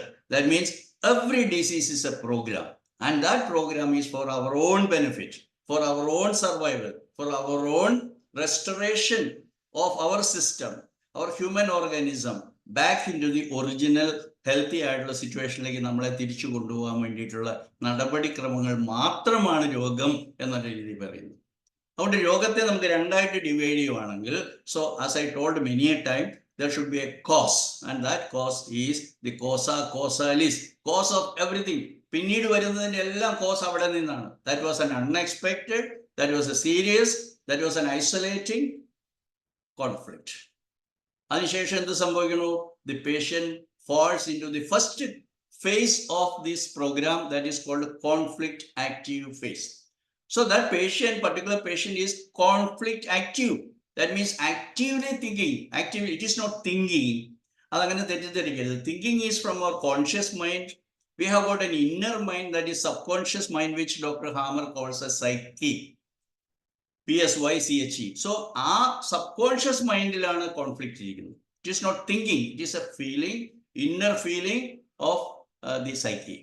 എന്താണ് സംഭവിക്കുന്നത്? From that time onwards he will lose his appetite. He will lose his appetite. ഭക്ഷണം കഴിക്കാൻ തോന്നുന്നില്ല. എന്താ നിങ്ങൾ കഴിക്കാത്ത? എനിക്കൊരു വിശപ്പില്ല. അപ്പോൾ വിശപ്പില്ലായ്മ വരും, ലോസ് ഓഫ് അപ്പിറ്റൈറ്റ്. പിന്നെ അന്ന് രാത്രി അയാൾ ഉറങ്ങത്തില്ല, ലോസ് ഓഫ് സ്ലീപ്പ്. എന്തുകൊണ്ട്? Nature is putting him in that sleepless mode in order to help him to find out a solution for that. The loss of money ആവാം, loss of a family member ആവാം, loss of my image ആവാം. ഏത് unexpected ആയിട്ടുള്ള situation വന്നു കഴിഞ്ഞാൽ അതിനെ എങ്ങനെ അതിജീവിക്കാം എന്നുള്ള ചിന്തയ്ക്ക് വേണ്ടി, അതിനെ ഫെസിലിറ്റേറ്റ് ചെയ്യാൻ വേണ്ടി, ഈ ഇൻഡിവിജ്വലിനെ ഹെൽപ്പ് ചെയ്യാൻ വേണ്ടി പ്രകൃതി അയാളെ സ്ലീപ്ലെസ് മോഡിൽ ഇട്ടിരിക്കുകയാണ്. എന്ന് പറഞ്ഞാൽ എന്താണ്? ഉറക്കം കിട്ടുന്നില്ല, തെരഞ്ഞു മറിഞ്ഞു കിടക്കുന്നു, ഇടയ്ക്കിടയ്ക്ക് എണീറ്റ് മൂത്രമൊഴിക്കാൻ പോകുന്നു, തിരിഞ്ഞു വന്ന് കിടക്കുന്നു, കിടന്നാൽ ഉറക്കം കിട്ടുന്നില്ല, കുറേ താമസിച്ച് എണീക്കുന്നു, അല്ല കുറേ താമസിച്ച് ഉറക്കം കിട്ടുന്നു, അല്ലെങ്കിൽ കുറേ നേരത്തെ എണീറ്റ് കിടക്കുന്നു. So he's conflict active. അപ്പൊ ഇത് എല്ലാം ആക്ട് ചെയ്യുന്നത് സിമ്പതറ്റിക് നെർവസ് സിസ്റ്റത്തിന്റെ ഓവർ ആക്ഷൻ കൊണ്ടാണ്. സോ സിമ്പതറ്റിക് നെർവസ് സിസ്റ്റം ആവുമ്പോൾ നിങ്ങൾക്കറിയാം, ഒത്തിരി ഡോക്ടേഴ്സ് ഉണ്ട്, നമ്മുടെ പെരിഫറൽ വാസോ കൺസ്ട്രിക്ഷൻ നടക്കും. Most of the blood will be going into the vital organs, ഹാർട്ടിലേക്കും ലിവറിലേക്കും പ്രധാനപ്പെട്ട ഇന്റേണൽ ഓർഗൻ, ഡൈജഷൻ, ഇങ്ങനെയുള്ളിടത്തേക്ക് blood peripherally there will be coldness to touch. നിങ്ങളൊരു ബോഡി ടച്ച് ചെയ്ത് കഴിഞ്ഞാൽ body will be experiencing that coldness. അതുകൊണ്ട് തണുത്തിരിക്കും. അതുകൊണ്ടാണ് നമുക്ക് ആകെ കുളിര് തോന്നണമെന്ന് പറയും. കുളിര് തോന്നുന്നത് എപ്പോഴാണ്? When I feel I don't have any energy, my energy is lost. ഒന്നിനും പറ്റുന്നില്ല, കുളിര് തോന്നുന്നു, ഈ അന്തരീക്ഷമല്ലാതെ ശീലം. So he is in conflict active phase. Sympathetic nervous system is over dominate. Then ഒരു റെസൊല്യൂഷൻ നടക്കുന്നു. He could manage that situation, he could find out a resolution, അതിന് പരിഹാരം കണ്ടെത്താൻ സാധിച്ചു. അല്ലെങ്കിൽ പുള്ളിക്കാരൻ ഓട്ടോമാറ്റിക്കലി സമയം എടുത്തിട്ട് വിട്ടുകളഞ്ഞേക്കാം. I will try to see in another's view point. അയാൾ എങ്ങനെയാണ് ഈ വിഷയത്തെ കാണുന്നത്, അതുപോലെ ഞാൻ കാണാനായിട്ട് ശ്രമിക്കും. അപ്പോഴെൻ്റെ പ്രശ്നങ്ങൾ കുറച്ച് കുറഞ്ഞതായിട്ട് തോന്നും. ഓരോന്നും ഞാൻ പറയുന്നില്ല, ഓരോ എത്ര വേണമെങ്കിലും എല്ലാ കേസുകളിലും അങ്ങനെയാണ്. നിങ്ങളൊക്കെ ഇതിലൂടെ കടന്നു പോയിട്ടുള്ളവരാണ്. എന്നിട്ട് ഒരു സമയത്ത് അത് പരിഹരിക്കപ്പെട്ടാൽ അവിടെ മുതലാണ് നിങ്ങൾ രോഗം എന്ന് പറയുന്നത്. കാരണം ഈ ഉറങ്ങാതെ കിടന്നതോ വിശപ്പ് നഷ്ടപ്പെട്ടതോ ഇതൊന്നും ആരോടും പറയത്തില്ല. പക്ഷെ ഒരു വശം തളർന്നു പോയി, നെഞ്ചിന് വേദന വന്നു, ഛർദ്ദിച്ചു, വയറിളകി, ഇങ്ങനെയുള്ള സിംറ്റംസ് ആയിട്ട് വരുന്നതെല്ലാം നമ്മൾ ശ്രദ്ധിക്കപ്പെടും, നമ്മൾ മറ്റുള്ളവരോട് പങ്കുവെക്കും, മറ്റുള്ളവരറിയും, വീട്ടിലുള്ളവരറിയും. അപ്പോൾ അവരെ കൊണ്ട് ആശുപത്രിയിൽ പോകും, ഡോക്ടറുടെ അടുത്ത് പോകും, അയാൾക്ക് എന്തോ പ്രശ്നമുണ്ടെന്ന് പറയും. പ്രശ്നം എവിടെയാണെന്ന് ശരീരത്തെ മാത്രം പരിശോധിക്കുന്ന കൺവെൻഷണൽ മെഡിസിൻ ഡോക്ടർമാർക്ക് അറിയത്തില്ല. കാരണം അവർക്ക് മനസ്സ് പരിശോധിക്കുന്ന ഒരു യന്ത്രം അവരുടെ ആശുപത്രിയിൽ ഇല്ല എന്നുള്ള ഒറ്റ കാരണം കൊണ്ട് മനുഷ്യൻ എന്ന് പറയുന്ന ഈ ഒരു ഓർഗാനിസത്തിന്റെ ബ്രെയിനും മൈൻഡും എല്ലാം മാറ്റിവെച്ചിട്ട് ശരീരത്തിൽ കാണുന്നത് മാത്രമാണ് രോഗം. IgG ഇത്ര, സോഡിയം താഴെ കിടക്കണു, ഷുഗർ പൊന്തിപ്പോയി, പ്രഷർ കൂടിപ്പോയി, ഇങ്ങനെയൊക്കെയുള്ള രീതിയിൽ ശരീരത്തിൽ എന്തൊക്കെ മാറ്റങ്ങളുണ്ട് അതെല്ലാം കണ്ടുപിടിക്കാൻ വളരെ മിടുക്കരാണ് അവര്. എന്നിട്ട് അതാണ് കാരണം എന്ന് പറഞ്ഞിട്ട് നമ്മളെ തെറ്റിദ്ധരിപ്പിക്കും, നമ്മൾ അത് ഏറ്റുപാടും. അതൊരു വളരെ അൺഫോർച്ചുനേറ്റ് ആയിട്ടുള്ള സിറ്റുവേഷൻ ആണ്. എനിക്ക് എൻ്റെ ഹോമിയോപ്പതി സുഹൃത്തുക്കളോടാണ് പറയുവാനുള്ളത്, അതൊന്ന് മാറി ചിന്തിക്കണം. അതുകൊണ്ട് നിങ്ങൾ ഈ പറയുന്ന ശാസ്ത്രം നിങ്ങൾ പഠിച്ചേ തീരും. ടിഷ്യൂ ലെവലിൽ ചില ചേഞ്ചസ് വരും ഡ്യൂറിങ് ദി കോൺഫ്ലിക്റ്റ് ആക്ടിവിറ്റി. അതാണ് എല്ലാ മുഴകൾ എന്ന് പറയുന്നത്. Let it be in the breast, let it be in the intestine, let it be in the liver, let it be in the uterus. ഇവിടെയൊക്കെ ഉണ്ടാകുന്ന മുഴകൾ ഡ്യൂറിങ് ദി കോൺഫ്ലിക്റ്റ് ആക്ടിവിറ്റി. കാരണം they are all coming from the endoderm origin ആയിട്ടുള്ള brain stem controlled ആയിട്ടുള്ള organs ആണ്. അതുകൊണ്ട് ഇതാണ് ഈ മൂന്നാമത്തെ കോൺസ്റ്റിറ്റ്യൂഷൻ പഠിക്കേണ്ടത്, അല്ല മൂന്നാമത്തെ ലോയിൽ പഠിക്കേണ്ടത്. ഏതെല്ലാം അവയവം, ഏതെല്ലാം ഒരു അവയവത്തിൽ തന്നെ വിവിധങ്ങളായ 3 ലെയറിൽ നിന്നുള്ള ടിഷ്യൂസ് ഉണ്ടാവും. For example kidney. ഇപ്പൊ കിഡ്നിയുടെ കളക്റ്റിംഗ് ട്യൂബ്യൂൾസ് എൻഡോഡേം ഒറിജിൻ ആണ്. അതിന്റെ മെസൻ കൈമൽ എന്താ പറയാ, അതിന്റെ ബൾക്ക് ഓഫ് ദി കിഡ്നി അത് മീസോഡേം ആണ്. അതിന്റെ കാലിസിസ് അല്ലെങ്കിൽ പെൽവിസ് ഓഫ് ദി കിഡ്നി, അവിടെ മുതൽ ureter down to the bladder and down to the urethra, ഇതെല്ലാം എക്ടോഡേമൽ ആണ്. അതുകൊണ്ട് അതിനെ controlled by the cerebral cortex ആണ്. ഇങ്ങനെയുള്ള കാര്യങ്ങളാണ് തേർഡ് ബയോളജിക്കൽ ലോയിലുള്ളത്. അത് നമുക്ക് അടുത്ത ദിവസം വിശദമായിട്ട് പറയാൻ പറ്റും. അപ്പോൾ cell growth in the endoderm original ആയിട്ടുള്ള ടിഷ്യൂവിലും, cell destruction during the latters two, latter എന്ന് പറഞ്ഞാൽ ന്യൂ ബ്രെയിൻ എന്ന് പറയാം. അതായത് ന്യൂ മീസോഡേം പ്ലസ് എക്ടോഡേം, ഇതിൻ്റെ അകത്തുണ്ടാകുന്ന ടിഷ്യൂവിൽ ഡ്യൂറിങ് കോൺഫ്ലിക്റ്റ് ആക്ടിവിറ്റിയിൽ cell destruction and during the healing which we are coming to the next stage, that is resolution. So resolution ശേഷമുള്ള ആ ഒരു ഘട്ടത്തെയാണ് പറയുന്നത് ഹീലിംഗ് ഫേസ് എന്ന് പറയുന്നത്. ഈ ഹീലിംഗ് ഫേസ് ആണ് നിങ്ങൾക്ക് സിംറ്റംസ് തരുന്നത്. Let it be pain, let it be swelling, let it be redness, let it be bleeding, എല്ലാ സിംറ്റംസും happening during the healing phase. ഇത് നിങ്ങൾക്ക് മനസ്സിലായി കഴിഞ്ഞാൽ നിങ്ങൾക്ക് ബയോളജിക്കൽ പ്രോഗ്രാം മനസ്സിലാക്കാൻ പറ്റും. In which particular stage this patient of this individual is, അത് നിങ്ങൾക്ക് കൃത്യമായിട്ട് മനസ്സിലാക്കാൻ പറ്റും. അപ്പോൾ അതിൻ്റെ കോൺഫ്ലിക്റ്റിലേക്ക് പോകാൻ പറ്റും. അങ്ങനെ അത് എങ്ങനെ റിസോൾവ് ചെയ്യണമെന്ന് നിങ്ങൾക്ക് പോകാൻ പറ്റും. അതിന് ഒരു ആശുപത്രിയിൽ പോലും പോകണ്ട, ഒരു ഡോക്ടറെ പോലും കാണണ്ട. അതുകൊണ്ട് എന്നെ ശ്രമിക്കുന്ന എല്ലാവരും പഠിച്ചു കഴിഞ്ഞാൽ നിങ്ങൾ മെഡിക്കൽ ഡിഗ്രി ഉണ്ടോ ഇല്ലയോ എന്നുള്ള പ്രശ്നമല്ല, നിങ്ങളുടെ കുടുംബത്തെ ചികിത്സിക്കാനും നിങ്ങൾക്ക് ചികിത്സിക്കാനും നിങ്ങളുടെ ആരോഗ്യത്തെ നിലനിർത്താനായിട്ട് നിങ്ങൾക്ക് സാധിക്കും. അപ്പൊ റിസൊല്യൂഷൻ എന്ന് പറഞ്ഞാൽ അതിനെ പരിഹരിക്കലാണ്. അതിന് പല മെത്തേഡുകളുണ്ട്. ഇപ്പൊ നമ്മൾ തന്നെ സ്വയം അത് വിട്ട് കളഞ്ഞേക്കാം, അത് മറന്നേക്കാം, പോട്ടെ, ദൈവം തന്നതാണ്, ദൈവം എടുത്തു, അത്രേ ഉള്ളൂ. ഒരു വ്യക്തിയാവാം, ഒരു പണമാവാം, ഒരു സാമ്പത്തിക സാഹചര്യമാവാം. ഇത് എനിക്ക് കിട്ടിയതാണ്. ഞാൻ വന്നപ്പോൾ, ഈ ഭൂമിയിലേക്ക് വന്നപ്പോൾ എനിക്കൊന്നും ഉണ്ടായിരുന്നില്ല. പിന്നെ കിട്ടിയതാണ് ഈ പണം, പിന്നെ കിട്ടിയതാണ് ഈ ബുദ്ധി, പിന്നെ കിട്ടിയതാണ് ഈ പ്രശസ്തി, പിന്നെ കിട്ടിയതാണ് ഇതെല്ലാം. അങ്ങനെ നമ്മളത് മനസ്സിലാക്കുകയാണെങ്കിൽ നമുക്ക് ഇതിനെ പരിഹരിക്കാനായിട്ട് പറ്റും. ഇത് ഒരു മെത്തേഡ് മാത്രമല്ല, ധാരാളം മെത്തേഡ് ഉണ്ട്, നമുക്ക് ഇതിനെ റിസോൾവ് ചെയ്യാം. അതല്ല നമ്മുടെ ടോപ്പിക്. അതുകൊണ്ട് നമ്മൾ what are the characteristic symptoms of the healing phase. ഈ ഹീലിംഗ് ഫേസിനെ അല്ല റിപ്പയറിംഗ് ഫേസ് എന്ന് പറയും. റിപ്പയറിംഗ് ഫേസ് ഇതിനെ നമുക്ക് വീണ്ടും രണ്ടായിട്ട് തിരിക്കുന്നുണ്ട്. ഒന്ന് PCL-A, PCL-B ആൻഡ് എപ്പിലെപ്റ്റോഡ് ക്രൈസിസ്. ഇങ്ങനെ 3 ഘട്ടങ്ങളുണ്ട്. അതിൽ PCL-A എന്ന് പറയുന്നത്, അത് പറയുന്ന പോലെ തന്നെ ആദ്യത്തെ ഭാഗം, അതായത് റെസൊല്യൂഷന് ശേഷം പ്രശ്നം പരിഹരിച്ചു, പക്ഷെ അതിനുശേഷം കുറേ ചേഞ്ചസ് ബോഡിയിലും ബ്രെയിനിലും മനസ്സിൽ പോലും സംഭവിക്കുന്നുണ്ട്. അപ്പൊ ബ്രെയിനിലുള്ളതിനെ കുറിച്ച് കൃത്യമായി പറഞ്ഞു കഴിഞ്ഞാൽ there will be a brain edema. സത്യം പറയട്ടെ, GNM പഠിക്കുന്നത് വരെ എനിക്ക് ബ്രെയിൻ ഇഡിമ എന്ന് പറയുന്നത് നമുക്ക് അറിയില്ല, നമ്മളെ ആരും പഠിപ്പിച്ചിട്ടില്ല. സോ ബ്രെയിൻ ഇഡിമ എന്ന് പറഞ്ഞത് സ്ട്രെസ് പുഷ് ചെയ്യും എന്ന് പറഞ്ഞാൽ ബ്രെയിനിൽ ഒരു ലെവല് കഴിഞ്ഞ് അക്യുമുലേഷൻ വന്നു കഴിഞ്ഞാൽ that will B push out side. അന്നേരമാണ് നമുക്ക് ഛർദി തോന്നുന്നത്. അതായത് body also will push out this fluid. അന്നേരമാണ് നമുക്ക് ബ്ലറിങ് ഓഫ് വിഷൻ വരുന്നത്. അന്നേരമാണ് നമുക്ക് തലവേദന വരുന്നത്. അന്നേരമാണ് നമുക്ക് തലയ്ക്ക് എന്തോ പോലെ ആകുമെന്ന് പറയുന്നത്. Blurring of the vision, reeling, DC feeling. അപ്പൊ ഇങ്ങനെയുള്ള എല്ലാ ഫീലിംഗും വരുന്നത് എപ്പോഴാണ്? നമ്മുടെ ബ്രെയിനിന്റെ അകത്തേക്ക് ഹീലിംഗ് ചെയ്യാണ്. അത് ബ്രെയിനിന്റെ ചേഞ്ചസ് മനസ്സിലാക്കിയാൽ അറിയാം. During the conflict activity what happens, neurons, it is the the unit of all the matter or the brain tissue. Brain tissue neurons in a covering, and that covering will be lost during this conflict activity. Another bluey nature. Up a healing stage that will be repaired, just like a plastic wire getting disintegrated or damaged during a high voltage current passing through. Then afterwards what will happen? We will take out this particular wire, plastic coated electric or metallic wire inside. അതിനെ cover ചെയ്യുന്ന പോലെ തന്നെ നമ്മുടെ ന്യൂറോൺസിനെ അത് cover ചെയ്യും. അപ്പോൾ വളരെ serious ആണ്, വളരെ ഇൻറ്റൻസ് ആണ് നമ്മുടെ കോൺഫ്ലിക്റ്റ് എങ്കിൽ ആ കവറിങ് സ്റ്റേജിൽ അവിടെ ഒരു ട്യൂമർ ലൈക്ക് ഫോർമേഷൻ ഉണ്ടാവും. അപ്പോൾ ഒരു എക്സ്റേ എടുത്താലോ ഒരു സ്കാൻ ചെയ്ത് കഴിഞ്ഞാലോ നമുക്ക് something which these materialistic doctors don't understand, therefore they will call it as brain tumor. They don't understand its real meaning. അതിന്റെ മീനിങ് ആണ് ഹാമർ ഫോക്കസ് എന്നാണ് അദ്ദേഹം അറിയുന്നത്. ഈ Hamer focus is not something to be removed, that is already a repairing mechanism. അതിനെ അവിടെ repair ചെയ്തിട്ട് നമ്മുടെ ബ്രെയിനിന്റെ ഒരു ഭാഗത്ത് നിക്ഷേപിച്ചിരിക്കുകയാണ്. Just like a scar in the body. നമുക്കൊരു വണ്ടി കൂട്ടിയിടിച്ച് നമ്മുടെ ബോഡിയിൽ ഒരു സ്കാർ ഉണ്ടായി കഴിഞ്ഞാൽ, yes, by seeing this scar I should be proud that I M not killed, I am still alive after the accident. So that should give us happiness. ഇതുപോലെ നമ്മുടെ ബ്രെയിൻ കണ്ടു കഴിഞ്ഞാൽ അതിന് CT സ്കാൻ എടുത്തു പോയി അവിടെ സംതിങ് അൺഎക്സ്പ്ലെയിനബിൾ ആയിട്ടുള്ള ഒരു ട്യൂമർ അത് ബ്രെയിൻ ട്യൂമർ. അതുകൊണ്ട് അയാളെ അത് വലുതായേക്കാം, അയാൾ മാരകമായേക്കാം, ബ്രെയിൻ ട്യൂമർ അത് മലിഗ്നന്റ് ആയേക്കാം, അതുകൊണ്ട് ചത്തുപോയേക്കാം എന്നൊക്കെ പറഞ്ഞ് തല വെട്ടിപ്പൊളിക്കുന്ന ഒരു മോഡേൺ സിറ്റുവേഷൻ ആണ് എന്നുള്ളത്. ഞാൻ ഈ പറഞ്ഞതിൻ്റെ അതെല്ലാം എങ്ങനെയാണ് മോഡേൺ മെഡിസിൻ എന്ന് പറയുന്ന കൺവെൻഷണൽ മെഡിസിൻ ജനങ്ങളെ തെറ്റിദ്ധരിപ്പിക്കുന്നത് എന്നുള്ളതിൻ്റെ എല്ലാം ഉൾക്കൊണ്ടിട്ടുണ്ട്. അതെല്ലാം വിശദീകരിക്കാൻ പോയാൽ ഒത്തിരി സമയമെടുക്കും.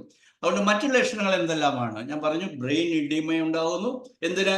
When there is A healing there is A fluid accumulation around. അത് ഡോക്ടർ ഹാമർ പറഞ്ഞതാണ്. whenever there is a healing or there will be a fluid accumulation around, the whole body fluid will be accumulated to that particular area where the healing is taking place, and that is exactly what is called brain pressure. നമുക്ക് തലവേദന വരുന്നു, തലവിങ്ങൽ പോലെ വരുന്നു, പൊട്ടിപ്പോകുന്ന പോലെ തരുന്നു. ഇനി രണ്ടാമത്തെ stage ആണ് സ്കാർ സ്റ്റേജ്, അല്ലെ സ്കാർ ഫോർമേഷൻ.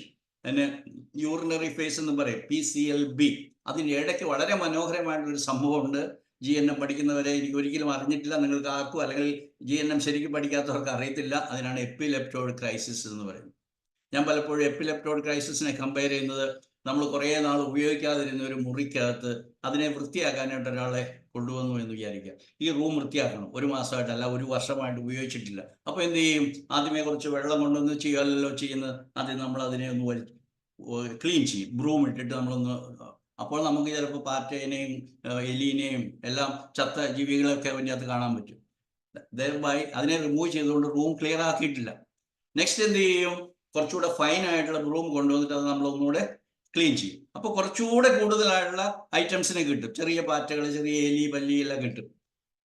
അതും കഴിഞ്ഞിട്ട് സോളിഡ് മെറ്റീരിയൽ എല്ലാം തീർന്നു, ഇനി ക്ലീൻ ചെയ്യണം. അപ്പോൾ ആദ്യം കുറെ വെള്ളം കൊണ്ടുവന്ന് വെച്ചാൽ ആ വെള്ളം എല്ലാം കൂടെ എടുത്തു. എങ്ങനെയിരിക്കും ആ വെള്ളം? You can imagine, that will be thrown out. Then again we will bring a bucket of water. അപ്പോൾ ഒന്നുകൂടെ ക്ലീൻ ചെയ്യും. അപ്പോൾ എങ്ങനെയിരിക്കും? ഒന്നുകൂടെ അതിൻ്റെ ഗൗരവം കുറഞ്ഞിട്ടുണ്ടാവും, പക്ഷെ പൂർണ്ണമായും വൃത്തിയായില്ല. പിന്നെയും നമ്മൾ വീണ്ടും വെള്ളം കൊണ്ടുവരും. അങ്ങനെ 4-5 പ്രാവശ്യം കൊണ്ടാണ് നമ്മളൊരു ക്ലിയറിങ് എന്ന് പറയുന്ന പ്രസ്താവന നടത്തുന്നത്. നിങ്ങളൊന്ന് ശരിക്കും ചിന്തിച്ചു കഴിഞ്ഞാൽ നിങ്ങളുടെ ശരീരത്തിൽ നടക്കുന്ന ഇതുപോലെയുള്ള ഇതിനെ എപ്പിലെപ്റ്റോയിഡ് ക്രൈസിസ് എന്ന് പറയും. എന്താണ് എപ്പിലെപ്സിയിൽ ഉണ്ടാകുന്ന ഈ മൂവ്മെന്റ്സ് എന്നുള്ളത് നിങ്ങൾക്ക് എല്ലാവർക്കും അറിയാം, നിങ്ങൾ കണ്ടിട്ടുണ്ടാവും, അനുഭവിച്ചിട്ടുണ്ടാവും. ഇത് തന്നെയാണ് അവിടെ നടക്കുന്നത്. ബ്രെയിനിലാണെങ്കിൽ തലവേദന വരുന്നു, അത് സിവിയർ തലവേദന വരുന്നു, അല്ലെ നമ്മൾ പറയുന്നതിനെ മൈഗ്രെയിൻ എന്ന് പറയും, സിവിയർ. കാരണം എന്താണ്? എനിക്ക് ഛർദ്ദിക്കാൻ വരുന്നു, എനിക്ക് ഓക്കാനിക്കാൻ പോകുന്നു, കക്കൂസിൽ പോകണമെന്ന് തോന്നുന്നു, എന്തൊക്കെയോ തോന്നുന്നു. ഇത് അതിൻ്റെ തലവേദന എന്ന് പറയുന്ന ബ്രെയിനിലുള്ള പ്രഷർ, ബ്രെയിൻ പ്രഷറിനെ എക്സ്പെല് ചെയ്യാനായിട്ട് ശരീരം എടുക്കുന്ന ഒരു മെത്തേഡ്. ഇത് ബോഡിയിലും അതേപോലെ സംഭവിക്കും. സോ ഇതൊന്നും വിശദമായിട്ട് പറയുന്നില്ല. എവറി ബൗട്ട് ഓഫ് കഫ്, നിങ്ങൾ ചുമയ്ക്കുമ്പോഴെല്ലാം സംഭവിക്കുന്ന ബ്രെയിനിൻ്റെ അകത്തുള്ള പ്രഷറിനെ നിങ്ങൾ പുറത്തേക്ക് കളയുകയാണ്. Every vomiting is that, every purging is that. ഞാൻ ഒരിക്കൽ ക്ലാസ് പറഞ്ഞോളൂ, ഒറ്റ ഛർദ്ദിക്ക് ആരും ഛർദ്ദിക്കാനുള്ളത് മുഴുവനും കളയുന്നില്ല. ഒന്ന് ഛർദ്ദിച്ചു, പിന്നെ രണ്ടാമത് ഛർദ്ദിച്ചു, മൂന്ന് ഛർദ്ദിച്ചു, അങ്ങനെയാണ് പോവുക. വയറിളകുന്നത് അങ്ങ് പോയിരുന്നാൽ അങ്ങനെ വയറിളകാറില്ല. ചെന്നപാടെ കുറേ പോയി, പിന്നെ കുറച്ചുകൂടെ പോയി, പിന്നെ കുറച്ചുകൂടെ പോയി, ഇങ്ങനെയാണ് അത് മുഴുവൻ പൂർണ്ണമായും പോകുന്നത്. Delivery, labour is not happening at a particular സ്റ്റേജിലല്ല. It has got a pain, അല്ലെങ്കിൽ നമ്മൾ ലേബർ പെയിൻ എന്ന് പറയും. അത് സ്പാസ്മോഡിക് ആയിട്ട് വന്നു പോയി അങ്ങനെ പല പ്രാവശ്യം പുഷ് ചെയ്താണ് the product of conception is coming out as the baby. ഇവിടെ ഉള്ളവരും മിക്കവരും മെയിൽ പീപ്പിൾ ആണെങ്കിൽ you all have experienced what exactly is orgasm. Or male ആണെങ്കിൽ ഇജാക്കുലേഷൻ, ഫീമെയിൽ ആണ് orgasm. So orgasm is not a particular experience, a particular moment experience alla. It is a wave-like experience. But it is not happening in the body. Vomiting is not happening in the body. Orgasm or ejaculation is not happening in the body. It is a brain, and not in the brain, it is a mind action. So mind illada namukku chaddikan varathilla, nausea varathilla, chaddikathuilla. Mind ഇല്ലാതെ നമുക്ക് സ്നേഹിക്കാൻ പറ്റത്തില്ല, പ്രേമിക്കാൻ പറ്റത്തില്ല, പ്രണയിക്കാൻ പറ്റത്തില്ല, അല്ലെങ്കിൽ കാമിക്കാൻ പറ്റത്തില്ല, sex ചെയ്യത്തില്ല. മൈൻഡിൽ പ്രസവിക്കാൻ തയ്യാറാകാത്ത ഭാര്യമാരെല്ലാവരും അല്ല പെണ്ണുങ്ങളെല്ലാവരും എന്ത് പറയും? ഓ, യൂട്രസ് ചെറുതായി, അല്ലെങ്കിൽ സെർവിക്സ് ചെറുതായിപ്പോയി, കുട്ടി വലുതായിപ്പോയി. ഒന്നുമല്ല, പ്രസവിക്കാൻ അവർ തയ്യാറല്ല. ഇതാണ് വലിയ പെയിൻഫുൾ എക്സ്പീരിയൻസ് ആണെന്നാണ് പറയുന്നത്. ഈ ഭൂമിയിൽ പ്രസവം വേദനയായിട്ട് കരുതുന്ന ഏക ജീവികൾ മനുഷ്യരാണ്. മൃഗങ്ങൾക്കൊന്നും അങ്ങനത്തെ ഒന്നും ഫീലിംഗ് ഇല്ല. അവർ മുട്ട വേണമെങ്കിൽ ഡെയിലി മുട്ടയിടും. വലിയ ഓസ്ട്രിച്ചിന്റെ മുട്ട ഇത്രയുണ്ട്, അവരത് ഇടും. ആനയുടെ കുട്ടി വലുതായിരിക്കും, ആനയുടെ പ്രൊപ്പോർഷണേറ്റ് ആയിട്ടുള്ള കുട്ടിയായിരിക്കും, അതിനെയും പ്രസവിക്കും. പക്ഷെ മനുഷ്യന് മാത്രമേ ഇന്ന് പ്രസവിക്കാനായിട്ട് സൗകര്യമില്ല. കാരണം അത് വേറൊരു വിഷയമാണ്, ഞാൻ പറയുന്നില്ല. അപ്പോൾ ഈ expulsion of what is to be thrown out, അല്ലെ ടു ബി ബ്രോട്ട് ഔട്ട്, അത് ചെയ്യുന്നതിന് വളരെ യൂസ്ഫുൾ ആയിട്ടുള്ളതാണ്. അങ്ങനെയാണ് കഫമാണ് എല്ലാവരുടെയും പ്രശ്നം. ഈ ഡോക്ടർ ഇവിടെ അല്ലെങ്കിൽ ഇങ്ങനെ കഫം ഇരിക്കുക, അത് ഇരിക്കട്ടെന്നേ, അത് പുറത്തേക്ക് പൊക്കോളൂ. ഛർദ്ദിക്കുന്നതിന്റെ കുഴപ്പം, ഛർദ്ദിച്ചു പോയില്ലേ, തീർന്നു. പക്ഷെ ഛർദ്ദിച്ചു, ഇന്നലെ ഛർദ്ദിച്ചു, അതാണ് പ്രശ്നം. അതുപോലെ ബാക്കിയുള്ള സിംറ്റത്തിലേക്ക് ഞാൻ പോകുന്നില്ല. Fever, very important symptom. ഈ ലോകത്തിൽ പനി താത്താനായിട്ടുള്ള ഒരു മരുന്ന് ആരും കൊടുക്കാതിരുന്നെങ്കിൽ ഈ പനി എത്രയോ മനോഹരമാണെന്ന് എല്ലാവരും ആസ്വദിച്ച് അതിനെ വെൽക്കം ചെയ്ത് ഒരു ദിവസം റെസ്റ്റ് എടുത്ത്, ഒരു ദിവസം ലൈറ്റ് ഫുഡൊക്കെ കഴിച്ച് റെസ്റ്റ് എടുത്തിരുന്നെങ്കിൽ ഇവിടെ ഒരു പാരസെറ്റമോൾ ബിസിനസ് നടക്കുമായിരുന്നില്ല. എന്നെ ശ്രമിക്കുന്നവർ എത്ര പേര് അത് ഉൾക്കൊള്ളുമെന്ന് എനിക്കറിയത്തില്ല. 50 പേരിപ്പോൾ എൻ്റെ സംസാരം കേൾക്കുന്നുണ്ട്. Paracetamol is doing against nature. You are unnecessarily suppressing the natural process. Vomiting നിർത്താനായിട്ട് മരുന്ന് കൊടുക്കുമ്പോൾ, ഡയറിയ നിർത്താനായിട്ട് മരുന്ന് കൊടുക്കുമ്പോൾ, സിസേറിയൻ നടത്തി ഇതിലുള്ള കുട്ടീനെ എടുക്കുമ്പോൾ, എല്ലാം ചെയ്യുന്നത് നേച്ചറിന് വിരുദ്ധമായിട്ടുള്ളതാണ്. അതിനനുസരിച്ചിട്ട് നമ്മൾ പ്രകൃതി നമുക്കിട്ട് തിരിച്ചടി കിട്ടും. അപ്പൊ ലക്ഷണങ്ങൾ ഞാൻ ഒന്നുകൂടെ പറയുവാണ്. നാച്ചുറൽ ആയിട്ടുള്ള റെസൊല്യൂഷൻ നടന്നു കഴിഞ്ഞാൽ നമ്മുടെ ശരീരം, തണുത്തിരുന്ന ശരീരമെല്ലാം ചൂടുപിടിക്കും, നമ്മുടെ ശരീരത്തിന് മൊത്തത്തിൽ പനി വരും. അതേസമയം നമ്മളോട് പറയും, നീ അവിടെ കിടന്നു, ക്ഷീണം അനുഭവപ്പെടും. എന്തുകൊണ്ടാണ് ക്ഷീണം അനുഭവപ്പെടുന്നത്? ബിക്കോസ് ക്ഷീണം വരുമ്പോഴത്തേക്കും നമ്മൾ ഈ ആക്ടിവിറ്റി നടക്കുകയാണ്, ഇമ്പോർട്ടൻറ്റ് റെസ്പിറേഷൻ നടക്കുകയാണ്, പ്രധാനപ്പെട്ട കാര്യങ്ങളെല്ലാം നടക്കുന്ന സമയത്ത് നിങ്ങൾ ക്ഷീണം എന്ന് നമ്മൾ അനുഭവപ്പെടുന്നതിൻ്റെ നെഗറ്റീവാണെന്നാണ്. ക്ഷീണമുണ്ടോ, നിങ്ങൾക്ക് ടോണിക്ക് വേണം. ക്ഷീണമുണ്ടോ, രോഗം പോയില്ല. അങ്ങനെയല്ല, ക്ഷീണം അനുഭവപ്പെടുന്ന നിങ്ങളുടെ രോഗം പോയിരിക്കുന്നു. ക്ഷീണമാണെങ്കിൽ നിങ്ങൾ പ്രത്യേകിച്ച് ഒന്നും ചെയ്യേണ്ട, നിങ്ങൾ ഒന്ന് റെസ്റ്റ് എടുത്താൽ മതി, നിങ്ങൾ ഭക്ഷണം ഒന്ന് കുറച്ചാൽ മതി. ഇനി ഇതിൽ ഏറ്റവും പ്രധാനപ്പെട്ട കാര്യമായിട്ട് നിങ്ങളോട് പറയാനുള്ളത്, most of the symptoms occur during the healing phase. ഇതാണ് നിങ്ങൾ മനസ്സിലാക്കേണ്ടത്. നമ്മൾ രോഗം എന്ന് പറയുന്നതെല്ലാം ഹീലിംഗ് സിംറ്റംസിനെയാണ്. ഹീലിംഗ് സിംറ്റംസ് എന്ന് പറഞ്ഞാൽ body automatically heals, we don't need to do anything. അപ്പൊ ഡോക്ടർമാർക്ക് മരുന്ന് കൊടുത്താലേ പനി മാറത്തുള്ളൂ. പനി മാറണ്ടെന്നേ, പേടിക്കാതിരുന്നാൽ മതി. നിങ്ങൾ നിങ്ങളുടെ ശ്രദ്ധിക്കുന്ന ധാരാളം ഡോക്ടേഴ്സ്, നിങ്ങളുടെ കുഞ്ഞിന്റെ പനി 2 ദിവസം 3 ദിവസം 4 ദിവസത്തേക്ക് നീണ്ടുന്നുണ്ടെങ്കിൽ നിങ്ങളുടെ അമ്മയ്ക്കാണ് മരുന്ന് കൊടുക്കേണ്ടത്. അല്ല അമ്മയുടെ ആങ്സൈറ്റി കൊണ്ട് മാത്രമാണ് ആ ലക്ഷണങ്ങൾ നീണ്ടു പോകുന്നത്. അല്ലെങ്കിൽ അതിനെ റിസോൾവ് ചെയ്യാനായിട്ട് നമ്മൾ അതിനെ സഹായിച്ചാൽ മതി. ആ കുട്ടിയുടെ പനി മാറണമെങ്കിൽ ഇതാണ് മോള് സംഭവിച്ചത്. ഓ ശരിയാ, നിങ്ങൾ ഛർദ്ദിച്ചു, അത് സാരമില്ല, പനി സാരമില്ല, നാളത്തേക്ക് ശരിയാവും. അല്ലെങ്കിൽ ഒരു ദിവസം റെസ്റ്റ് എടുത്തോ, മറ്റന്നാൾ നിനക്ക് സ്കൂളിൽ പോവാം.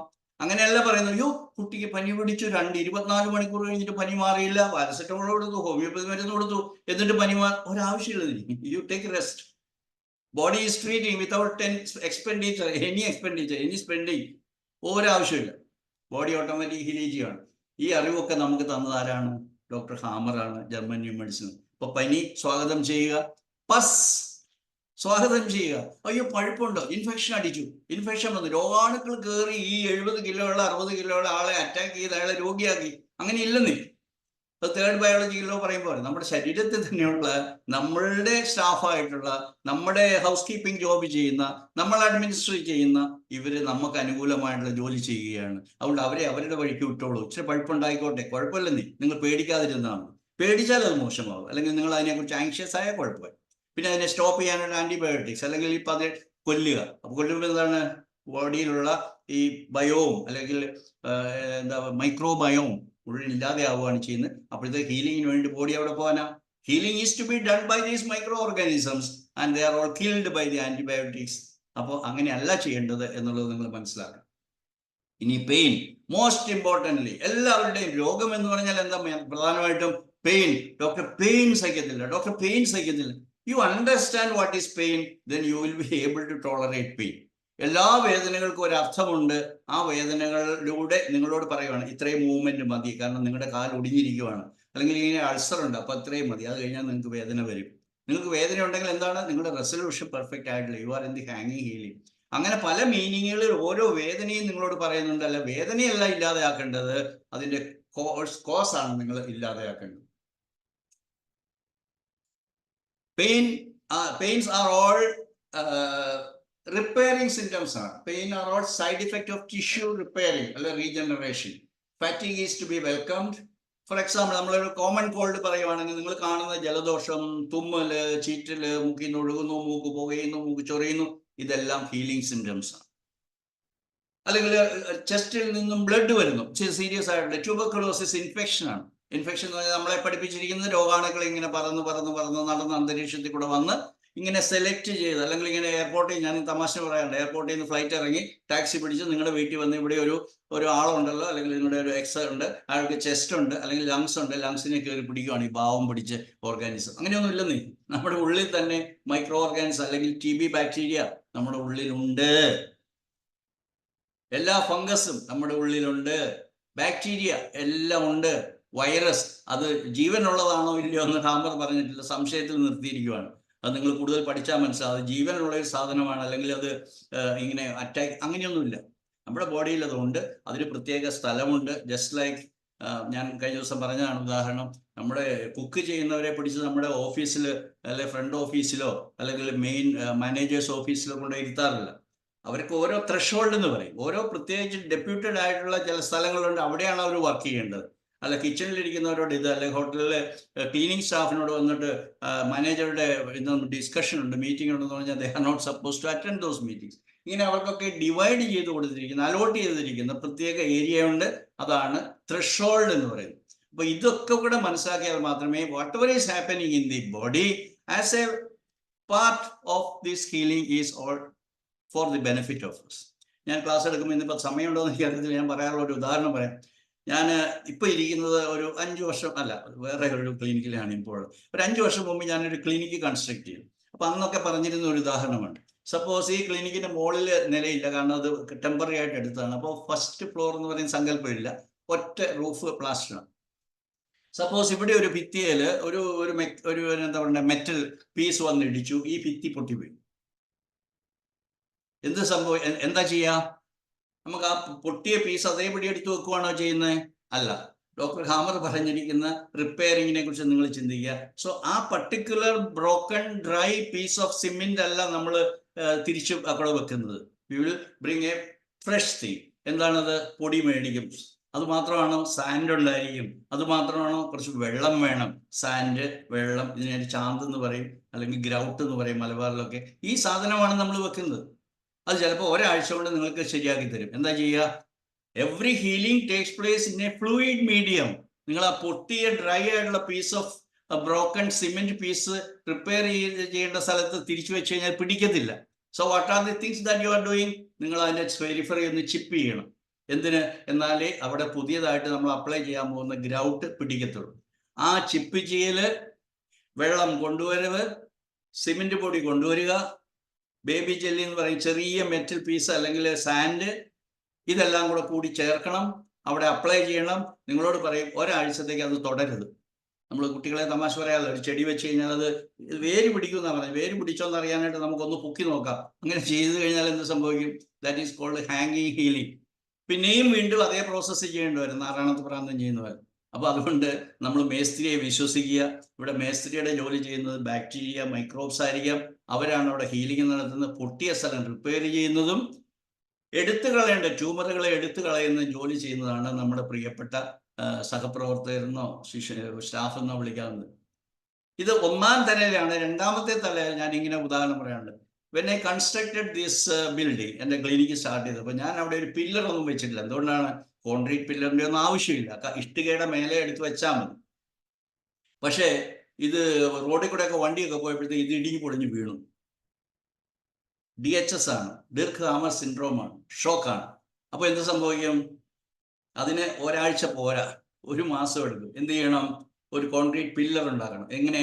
ഒരു പെട്ടി അടിക്കണം പലക കൊണ്ട് 4 വശത്ത്, എന്നിട്ട് കമ്പി ഇടണം, എന്നിട്ട് അത് മേലേക്ക് ഒട്ടിക്കണം, എന്നിട്ട് അതിൽ വെക്കണം, എന്നിട്ട് വെള്ളം നനച്ചുകൊണ്ടിരിക്കണം, അത് ക്യൂർ ആകുന്നത് വരെ ഒഴിക്കണം. So it may take 1 month. എന്നിട്ട് എന്ത് ചെയ്യണം? പ്ലാസ്റ്റർ ചെയ്യണം. എന്നിട്ട് എന്ത് ചെയ്യണം? പുട്ടി അടിക്കണം. എന്നിട്ട് എന്ത് ചെയ്യണം?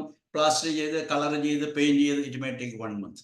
So depending upon the intensity of the conflict, the time required or time taken for the repairing may vary from case to case.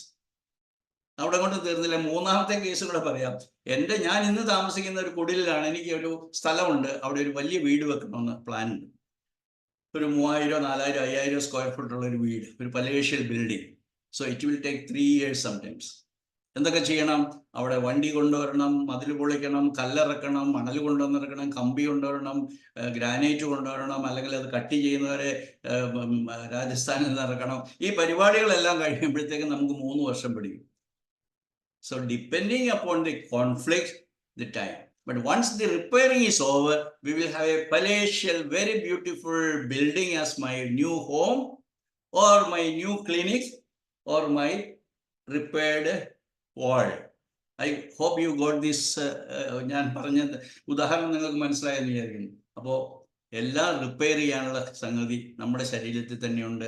അത് മൈക്രോബാക്ടീരിയ എന്ന് വിളിക്കാം. ഇതും നമ്മുടെ ഓട്ടോമാറ്റിക്കലി നമ്മുടെ ഹീലിംഗ് എല്ലാം നടക്കുന്നതാണ്. അപ്പോൾ കൺവെൻഷണൽ മെഡിസിൻ എന്താ ചെയ്യുക? ഇങ്ങനെയുള്ള വേദികളിൽ അത് തന്നെ ഏറ്റുപഠിച്ച, അല്ലെങ്കിൽ നമ്മൾ വിധിക്കപ്പെട്ടവരാണ് ഹോമിയോപ്പതി ഡോക്ടേഴ്സ്. എനിക്ക് പശ്ചാത്താപമാണുള്ള GNM-നെതിരായിട്ട് പറയുന്നവരോട് എനിക്ക് സിമ്പതി മാത്രമേ ഉള്ളൂ.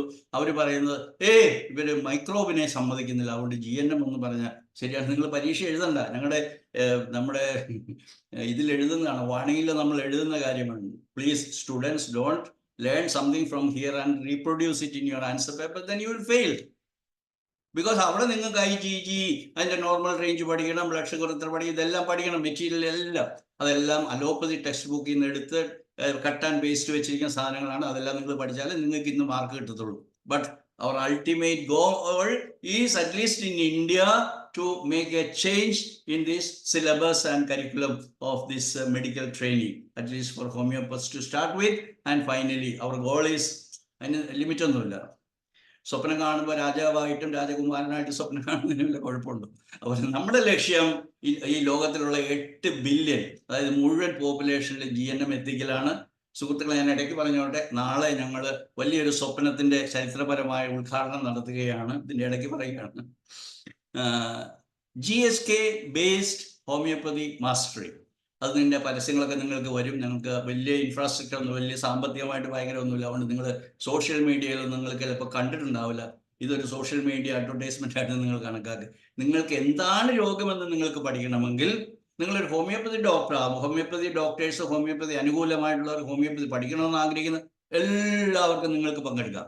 പക്ഷെ ഇവിടെ നിങ്ങൾ ഫ്രീ ആയിട്ടാണ് ലോഗിൻ ചെയ്തിരിക്കുന്നത്, അല്ല എൻട്രി ചെയ്തിരിക്കുന്നത്. അവിടെ നിങ്ങളൊരു ചെറിയ പൈസ കൊടുക്കണം, വെറും 2000 രൂപ കൊടുത്താൽ നിങ്ങൾ പെയ്ഡ് മെമ്പേഴ്സ് ഫോർ 1 year.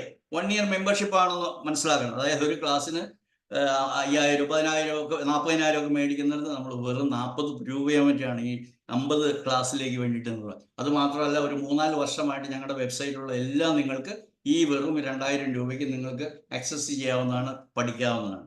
ഞങ്ങൾക്ക് ഫ്രീ ആയിട്ടുള്ള ഒരു യൂട്യൂബ് ചാനലുണ്ട്, ഗ്ലോബൽ GSK എന്നാണ് പേര്. അതിൻ്റെ അകത്ത് ഈ ഇന്നത്തെ 11ാമത്തെ ക്ലാസ്സും അതിൻ്റെ അകത്ത് അപ്ലോഡ് ചെയ്യും. അതിന് അനുവാദം ഡോക്ടർ അനിത തന്നിട്ടുണ്ട്.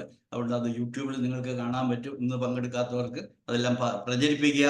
അങ്ങനെ ഈ ശാസ്ത്രം ജനങ്ങളുടെ നന്മയ്ക്ക് വേണ്ടിയിട്ട് നിങ്ങൾക്ക് ഈ ജീവിച്ചിരിക്കുന്ന കാലത്ത് ചെയ്യാൻ സാധിക്കുന്ന ഏറ്റവും മനോഹരമായിട്ടുള്ള ഒരു ഹ്യൂമാനിറ്റേറിയൻ ആക്ടിവിറ്റിയാണ്, സർവീസാണ് എന്ന് ഞാൻ ഒന്നുകൂടി ഇതിൻ്റെ ഇടയ്ക്ക് പറഞ്ഞുകൊള്ളട്ടെ. എങ്കിൽ നമുക്ക് ഇന്ന് ഞാൻ ആദ്യമേ ഓർമ്മിച്ചാലേ, മൂപ്പത്താത്ത മരണങ്ങൾ, അകാലത്തിലുള്ള മരണങ്ങൾ നമ്മുടെ സുഹൃത്തുക്കളൊക്കെ നമുക്ക് നഷ്ടപ്പെടത്തില്ല എന്ന് ഞാൻ പറയുകയാണ്. You will learn how to resolve my problems, my conflicts. അങ്ങനെയാകുമ്പോൾ we can empower ourselves with the knowledge of GSK so that I can be free. എന്നിട്ട് ദൈവം തീരുമാനിച്ച സമയത്ത് നിങ്ങൾക്ക് മരിക്കാം. അല്ലാതെ ഏതെങ്കിലും ഡോക്ടർമാർ പറയുന്നിടത്ത് ആശുപത്രിയിൽ പോയി മൂപ്പത്താത്ത മരണങ്ങളിൽ പോയി പെട്ടുപോകേണ്ട കാര്യമില്ല. ഓക്കെ, ഞാൻ ഒരുവിധമൊക്കെ വിശദമായിട്ട് പറഞ്ഞു. ആദ്യത്തെ കേസിൽ PCLA എന്ന് പറയുന്നത് എക്സ്യുഡേറ്റീവ് ഫേസ് എന്ന് പറയും. ഞാൻ പറഞ്ഞു ബ്രെയിനിൻ്റെ അകത്ത് എക്സ്യുഡേഷൻ സംഭവിക്കും. Similarly any part of the body where there is healing there will be oedema, swelling. It is exudation, there will be. അപ്പൊ നീര് കണ്ടു കഴിഞ്ഞാൽ അയ്യോ ഡോക്ടർ നീരാണ്, വേണ്ടെന്ന്, സാരമില്ലെന്നേ. ഡോക്ടർ ഹാമർ മാത്രം പറഞ്ഞിരിക്കുന്നു, cure takes place only in the fluid medium. വെള്ളമില്ലാതെ repairing ഇല്ല. നിങ്ങൾ വീട് പണിതാലും വെള്ളം വേണം. നിങ്ങൾ ഈ പറയുന്ന ഭിത്തി പൊട്ടിപ്പോയി കഴിഞ്ഞാൽ അവിടെ റിപ്പയർ ചെയ്യണമെങ്കിൽ വെള്ളം വേണം. വെള്ളം ഈസ് വെള്ളം. അത് പ്രകൃതിയുടെ കനിവാണ്, അതില്ലാതെ പറ്റത്തില്ല. സ്കാരിഫിക്കേഷന്റെ കാര്യം ഞാൻ പറഞ്ഞു. സ്കാർ, എനിക്കൊരു ആക്സിഡന്റിൽ എൻ്റെ കൈ മുറിഞ്ഞു കഴിഞ്ഞാൽ ഞാൻ സാധാരണ ഇങ്ങനെ ലോങ് കൈയുള്ള എന്താ പറയുക, ഫുൾ സ്ലീവ് ഷർട്ടൊക്കെ ഇട്ടുകൊണ്ടിരിക്കും, കാരണം ഈ സ്കാർ കാണിക്കാതിരിക്കാനായിട്ട്. പക്ഷെ നമ്മൾ എന്താ ചെയ്യേണ്ടത്? ശരിക്കും ഇത് സ്കാറാണ്, ഒരു ആക്സിഡന്റ് ഉണ്ടായി, പക്ഷെ എൻ്റെ കൈ ഒടിഞ്ഞില്ല, ഞാൻ ഇന്നും കൈ കൊണ്ട് എഴുതുന്നുണ്ട്, പക്ഷെ ഇവിടെ തൊലിപ്പുറത്ത് ഒരു സ്കാറുണ്ട്. That is not damaging me, that is not hindering me, it is not handicapping me.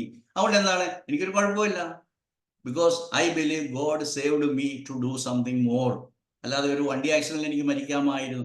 അങ്ങനെ നമ്മൾ ഈ പറയുന്ന scar, whether it is in the brain, whether it is in the body, or it is in the mind also, you understand the scar, trauma in the psyche.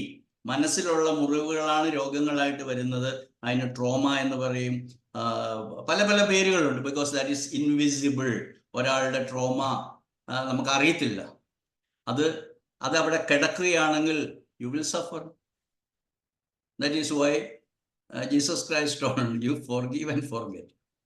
നിങ്ങളെ ഉപദ്രവിച്ചിട്ടുള്ളത് നിങ്ങൾ ക്ഷമിക്കാനായിട്ട് നിങ്ങൾക്ക് എന്ത് സാധിക്കും? കാരണം ഞാൻ ഒത്തിരി കേസ് എടുക്കുന്നതുകൊണ്ട് ഞാൻ പറയുക, വിദേശങ്ങളിൽ നിന്നും അല്ലെങ്കിൽ നമുക്ക് ഒത്തിരി പേഷ്യൻസ് നമുക്ക് കിട്ടുമ്പോൾ എല്ലാം മനസ്സിലാവും. Problem is that he is not forgiving. Forgive ചെയ്യാനായിട്ട് കഴിയത്തില്ലാത്തവരെ അതവിടെ കിടക്കും. ഡോക്ടർ ഹെഗ്ഡെ ഇഷ്ടംപോലെ പറയുന്നത് നിങ്ങളുടെ പ്രോബ്ലം ഫോർഗീവ് ചെയ്യാതിരിക്കുന്നതാണ്. നിങ്ങളുടെ BP കാരണം അതാണ്, സ്ട്രോക്കിന് കാരണം അതാണ്. ഇന്നലെ രാവിലെ ഒരു സുഹൃത്ത് എന്നെ വിളിച്ചു. ഞാനൊരു സോഷ്യൽ മീഡിയയിൽ നാളത്തെ പ്രോഗ്രാമിനെ കുറിച്ച് ഒരു പോസ്റ്റർ, ഇലക്ട്രോണിക് പോസ്റ്റർ അതിലിട്ടു. ഒട്ടനെ തുടങ്ങിയില്ലേ നമുക്ക് attack. That is four better practice of homoeopathic വേണ്ടി ഞാൻ ഇട്ടതാണ്. കുറച്ച് പേരെങ്കിലും പഠിക്കട്ടെ എന്ന് അറിഞ്ഞിട്ട് തന്നെയാണ്. അതിൽ പേഴ്സണലായിട്ട് എനിക്ക് യാതൊരു ഗെയിനും ഇല്ലാത്ത കാര്യമാണ്. പക്ഷെ ഭയങ്കരമായിട്ടുള്ള അറ്റാക്കാണ് നമ്മുടെ എസ്റ്റാബ്ലിഷ്ഡ് സംഘടനകളിൽ നിന്നെല്ലാം ഉള്ളത്. അതുകൊണ്ട് ഡോക്ടർ അനിതേനെ എത്ര പ്രാവശ്യം പ്രകീർത്തിച്ചാലും മതിയാവത്തില്ല. അനിത ഡോക്ടർ ഇത്രയും വലിയ റിസ്ക് എടുത്തിരിക്കുന്നു, അല്ലെ ഇത്രയും വലിയ ധൈര്യം കാണിച്ചിരിക്കുന്നു. ഡോക്ടർ വർഗീസ് എന്ന് പറയുന്ന, ബാക്കി പറയുന്നില്ല, അവരുടെ ക്ലാസ് സംഘടിപ്പിക്കുക എന്നൊക്കെ പറഞ്ഞാൽ വലിയ വലിയ സംഭവമാണ്. കാരണം ഇതെല്ലാം ഇന്ന് നമ്മൾ പഠിച്ചതിന് വിരുദ്ധമായിട്ടുള്ള കാര്യങ്ങളാണ് പറയുന്നത്. അതുകൊണ്ട് നിങ്ങളൊന്ന് റീതിങ്ക് ചെയ്യുക, എന്നിട്ട് നിങ്ങൾ പഠിക്കുക. നിങ്ങൾക്കും ഞാൻ ഇങ്ങനെയാണ് പറയുന്നത്, first of all for your own health, and then for your near and dear ones, and if you have got time, and then it is for your own the society വേണ്ടി work ചെയ്യുക. If you have got time, if you have got money, if you have got the mind or നിങ്ങളുടെ attitude ഉണ്ടെങ്കിൽ നിങ്ങൾ help ചെയ്യുക. ഇതാണ് നിങ്ങൾ ചെയ്യേണ്ടത്. ഇപ്പം microbes one of the important role players in the healing phase. അത് ഏർലി സ്റ്റേജിലാണ് അല്ലെങ്കിൽ ഈ എക്സുഡേഷൻ സ്റ്റേജിലാണ് ഉണ്ടാകുന്നത്. അതുകൊണ്ട് പലപ്പോഴും നമ്മൾ അങ്ങനെയുള്ള എല്ലാത്തിനെയും ഇൻഫെക്ഷൻ എന്ന് പറയും. In reality, there is no infection. That means infection വാക്ക് എന്താണെന്ന് നിങ്ങൾക്കറിയാം. Microbe somewhere outside the body is coming and making colony inside the body. It is not like that. They are all within our body. And when and where it is being activated, that is decided or as per the order of the whole organismത്തിന്റെ directions ആണ്. അപ്പൊ അങ്ങനെയുള്ള ഒരു കാര്യം വരുമ്പോൾ ആന്റിബയോട്ടിക്സിന്റെ over use എന്ന് പറയുന്ന ഒരു use ആവശ്യമില്ല. അപ്പോൾ ആന്റിബയോട്ടിക്സ് ഉപയോഗിച്ച് കഴിഞ്ഞു കഴിഞ്ഞാൽ ഈ മൈക്രോബ്സ് എല്ലാം ചാകും. അപ്പോൾ ആവശ്യമുള്ള സമയത്ത് നമുക്കതിന് ഉപയോഗപ്പെടുത്താനായിട്ട് സാധിക്കാത്ത രീതിയിൽ വരും. അപ്പോൾ ചുരുക്കം ഇതാണ്. ഞാൻ ചുരുക്കാൻ പോവുകയാണ്, ചുരുക്കേണ്ട സമയം കഴിഞ്ഞു. അപ്പൊ ലക്ഷണങ്ങൾ എന്ന് പറയുന്ന അതിനെ രോഗം എന്ന് വിളിക്കാതിരിക്കുക, അല്ലെങ്കിൽ രോഗം എന്നുള്ള പേര് ഉപയോഗിക്കാതിരിക്കുക. In GNM there is no word called disease. They are all SBS, they are all programs. അതുകൊണ്ട് അതിന്റെ ബയോളജിക്കൽ പർപ്പസിൽ ഓരോ ലക്ഷണങ്ങളെയും മനസ്സിലാക്കാനായിട്ട് ശ്രമിക്കുക. കോൺഫ്ലിക്റ്റ് റിസോൾവ് ചെയ്യാനായിട്ട് ശ്രദ്ധിക്കുക. അതിനെ പ്രൊലോങ് ചെയ്യാതിരിക്കാനായിട്ട് നോക്കുക. സപ്രഷൻ ഓഫ് ദി സിംറ്റംസ് ഒഴിവാക്കുക. അങ്ങനെ ഹീലിംഗ് ഫേസിൽ ആകെപ്പാടെ നമ്മൾ ചെയ്യേണ്ട ഇത്രയേ ഉള്ളൂ. You support the body for healing. എങ്ങനെയാണ്? You allow rest, take rest. Fatigue തോന്നുന്നു, ഇറ്റ്സ് ഓക്കെ. ക്ഷീണം തോന്നുന്നു, I M not disposed to go for work, it's okay. Don't go to school, okay. ഒത്തിരി റെസ്ട്രിക്ഷൻ, ഇതെല്ലാം നേച്ചേഴ്സ് മെത്തേഡാണ്. ഞാൻ പലപ്പോഴും പറയാറുണ്ട്, ആഫ്റ്റർ ഡെലിവറി, പ്രസവം കഴിഞ്ഞപാടെ എത്ര പേര് പോയി ഉടനെ ചായ എനിക്ക് നടത്താൻ പോവോ? കൊച്ചിനെ പ്രസവിച്ചു, ഇനി after orgasm or after intercourse, after mating എത്ര പേര് ഉടനെ പോയി തൂപ്പെടുത്ത് കളിക്കാൻ പോവോ? So you take rest. Vomiting, you will feel tired, you need test rest. Purging, വയറിളകുന്നു, ഉടനെ നമുക്ക് ക്ഷീണം തോന്നുന്നു, it's okay, body is repairing. You need to give fluids, rest എടുക്കുക, എന്നിട്ട് അത് മനസ്സിലാക്കുക. You don't need to go to a hospital or you don't need to go to a doctor. അപ്പോൾ ഇമോഷണൽ സ്റ്റെബിലിറ്റി ഉണ്ടാവണം ആ സമയത്ത്. If you are entering in to or if you are continue with the same conflict situation, then you will suffer from the same program. അതിനാണ് track എന്ന് പറയുന്നത്, അതിനാണ് ഹാങ്ങിങ് പ്രോഗ്രാമായിട്ട് GNM പറയുന്നത്. അപ്പോൾ SBS കൃത്യമായിട്ട് ഡയഗ്നോസ് ചെയ്യുക. അങ്ങനെ GSKയുടെ ഫ്രെയിംവർക്കിൽ ആ ഒരു ബയോളജിക്കൽ പ്രോഗ്രാം അല്ലെ ആ ഡിസീസിനെ നന്നായിട്ട് മനസ്സിലാക്കുക. എന്നിട്ട് instead of in the panicky situation, you allow him to have a balanced mind. അങ്ങനെ റിസോൾവ് ചെയ്യാനായിട്ട് ശ്രമിക്കുക. Therefore, to conclude, take away, ഇതാണ്, illness is often the body's healing program. ഇത് റെവല്യൂഷണറി അല്ലേ, വിപ്ലവം അല്ലേ? ഇവിടെ ഹാമർ പറഞ്ഞിരിക്കുന്നത് illness is a resolving program, healing program, not an enemy. The second biological law explains the predictable two-phase pattern. Recognizing the healing phase can prevent unnecessary interventions. GSK offers a clear, testable, scientific understanding of symptoms. എല്ലാ സിംറ്റത്തിനെ വളരെ clear ആയിട്ട് നമുക്ക് മനസ്സിലാക്കാനായിട്ടും വിശദീകരിക്കാനായിട്ടും നമുക്ക് സാധിക്കും. അങ്ങനെ ഈ second biological law ആണ് ഇന്ന് ഞാൻ പറയുന്നത്. അതിന് 2 ഘട്ടങ്ങളുണ്ട്. അതിൻ്റെ ഇടയ്ക്കൊരു ഒരു എപ്പിലെപ്റ്റോഡ് ക്രൈസിസ് ഉണ്ട്. Epileptoid crisis means that is resolve. The word very much simulates epilepsy. തീർച്ചയായിട്ടും അതിന് എപ്പിലെപ്സി ആയിട്ട് ബന്ധമുണ്ട്. കാരണം ഓരോ ഛർദിയും ഒരു എപ്പിലെപ്സിയാണ്, ഓരോ വയറിളക്കവും ഒരു എപ്പിലെപ്സിയാണ്, ഓരോ ഡെലിവറിയും ഓരോ എപ്പിലെപ്സിയാണ്, ഓരോ മെൻസസും painful crampy expulsion of the uterine content, menses, അതും അതിനകത്ത് സ്പാസ്മോഡിക് പെയിൻ വരുന്ന എക്സ്പൾഷൻ ആണ്. Ejaculation is like that. അങ്ങനെ ബോഡിയിൽ വളരെ ബ്യൂട്ടിഫുൾ ആയിട്ടുള്ള ആസ്പെക്ട്സ് ഒക്കെ ഉള്ളതാണ് ഈ ഹീലിംഗ് പ്രോഗ്രാം. അതുകൊണ്ട് ഈ ഹീലിംഗ് പ്രോഗ്രാമിനെയാണ് നമ്മൾ ഇതുവരെ ശത്രുവായിട്ട് വിചാരിച്ചിരുന്നത്. വേദന, നീര്, ചൂട്, ചുമപ്പ്, പനി, തലവേദന. അതുകൊണ്ട് ഇതിനെല്ലാം നമ്മൾ മനസ്സിലാക്കാൻ ശ്രമിക്കുക. ഇതെല്ലാം നമ്മുടെ ബന്ധുവാണെന്ന് മനസ്സിലാക്കുക. ശരീരത്തിൻ്റെ ഉള്ളിൽ ദൈവം നിക്ഷേപിച്ചിട്ടുള്ള വളരെ മനോഹരമായിട്ടുള്ള പ്രോഗ്രാമിൻ്റെ ഭാഗമാണെന്ന് മനസ്സിലാക്കുക. അങ്ങനെ നമ്മുടെ ചുറ്റുവട്ടത്തുള്ള എല്ലാ ലക്ഷണങ്ങളെയും മനസ്സിലാക്കുക. ഇതാണ് എനിക്ക് നിങ്ങൾക്ക് തരാനുള്ള മെസ്സേജ്. നിങ്ങളോട് ഒരിക്കൽ കൂടി പറയുന്നു, ഇതൊരു ക്ലാസ് അല്ല, അല്ലെങ്കിൽ ഇതൊരു പഠിപ്പിക്കലല്ല, ഇതൊരു മോട്ടിവേഷണൽ ക്ലാസ് ആണ്. നിങ്ങളോട് പഠിക്കാൻ പറയുകയാണ്. കാരണം നിങ്ങൾക്ക് ഞാൻ ചാറ്റ് ബോക്സിൽ ഞാൻ 3 ഇതിട്ടിട്ടുണ്ട്. ഒന്ന് learninggnm.com, എൻ്റെ ഗുരു ആയ Caroline Markolin, direct disciple of doctor Hamer. അദ്ദേഹത്തിൻ്റെ കീഴിൽ ഞാൻ team of the learning GNM ഉണ്ടായിരുന്നു. ഇപ്പോഴില്ല, കാരണം പുള്ളിക്കാരത്തേക്ക് ഹോമിയോപ്പതി എന്ന് പറഞ്ഞാൽ ഇഷ്ടമല്ല. അതുകൊണ്ട് ഞാൻ ഹോമിയോപ്പതി എന്ന് പറയുന്നത് കളഞ്ഞിട്ട് പരിപാടി ഇല്ലാത്തതുകൊണ്ട് ഞാൻ ഉപേക്ഷിച്ച് പോകുന്നു. അത് പക്ഷെ ഇത്രയും സിസ്റ്റമാറ്റിക് ആയിട്ടുള്ള ഒരു website you will never find to learn GNM, learninggmm.com. ഞങ്ങൾക്കൊരു വെബ്സൈറ്റ് ഉണ്ട്, that is under renovation. Shortly you will get www.globalgnm.com എന്നാണ് ഇപ്പോഴും പേര്. അത് ഉടനെ globalgsk.com ആകും. പിന്നെ നമുക്കൊരു യൂട്യൂബ് ചാനലുണ്ട്, അവിടെ ഈ വീഡിയോസ് എല്ലാം 11 വീഡിയോസ് ഞങ്ങൾ അപ്ലോഡ് ചെയ്യും. പിന്നെ ഒരു കാര്യം കൂടെ ഓർക്കുന്നു, പാലായിലുള്ള എൻ്റെ സുഹൃത്തും ഞങ്ങളുടെ ബഹുമാന്യ ഫാക്കൽറ്റി മെമ്പറും കൂടി ആയ ഡോക്ടർ ശശിധരൻ എല്ലാ വെള്ളിയാഴ്ചയും ക്ലാസ് എടുക്കുന്നുണ്ട്. അപ്പോൾ അദ്ദേഹത്തിൻ്റെ ക്ലാസ് മലയാളത്തിലാണ്, ഇതേ പ്ലാറ്റ്ഫോമിലാണ്. തീർച്ചയായിട്ടും നിങ്ങൾ പങ്കെടുക്കണം, ഇതിനെക്കുറിച്ച് മറ്റുള്ളവരോട് പറയണം, ധാരാളം പേരെ ക്ഷണിക്കണം, ധാരാളം പേരിലേക്ക് ഈ പോസ്റ്ററുകൾ എത്തിക്കണം, അങ്ങനെ ഇതിൻ്റെ നമ്പർ കൂടണം. അങ്ങനെ നമുക്ക് ഒത്തിരി പേരിലേക്ക് ഈ സഹായം ചെയ്യാൻ വേണ്ടിയിട്ട് നിങ്ങളെ സഹായിക്കണം. പിന്നെ ഞാൻ വീണ്ടും പറയുന്നു, നാളെ ഞങ്ങളൊരു ചരിത്രപരമായിട്ടുള്ള സംഭവമാണ്. അതായത് 26 ഡോക്ടർ, ഇന്നും കൂടെ ഒരാൾ ചോദിച്ചു, I also want to be a faculty member. 26 പേരായി, 27ാമത്തെ ആള് ഇന്ന് ആവശ്യപ്പെടുകയാണ്. Because for the last 17 years doctor, I'm a professor, I'm an assistant professor in the college Beed, Marathwada യൂണിവേഴ്സിറ്റിയിലെ ബീഡ് കോളേജിലെ പ്രൊഫസറാണ്. പേര് ഞാൻ മറന്നുപോയി, ഡോക്ടർ റത്തോഡാണ് പേര് മറന്നു.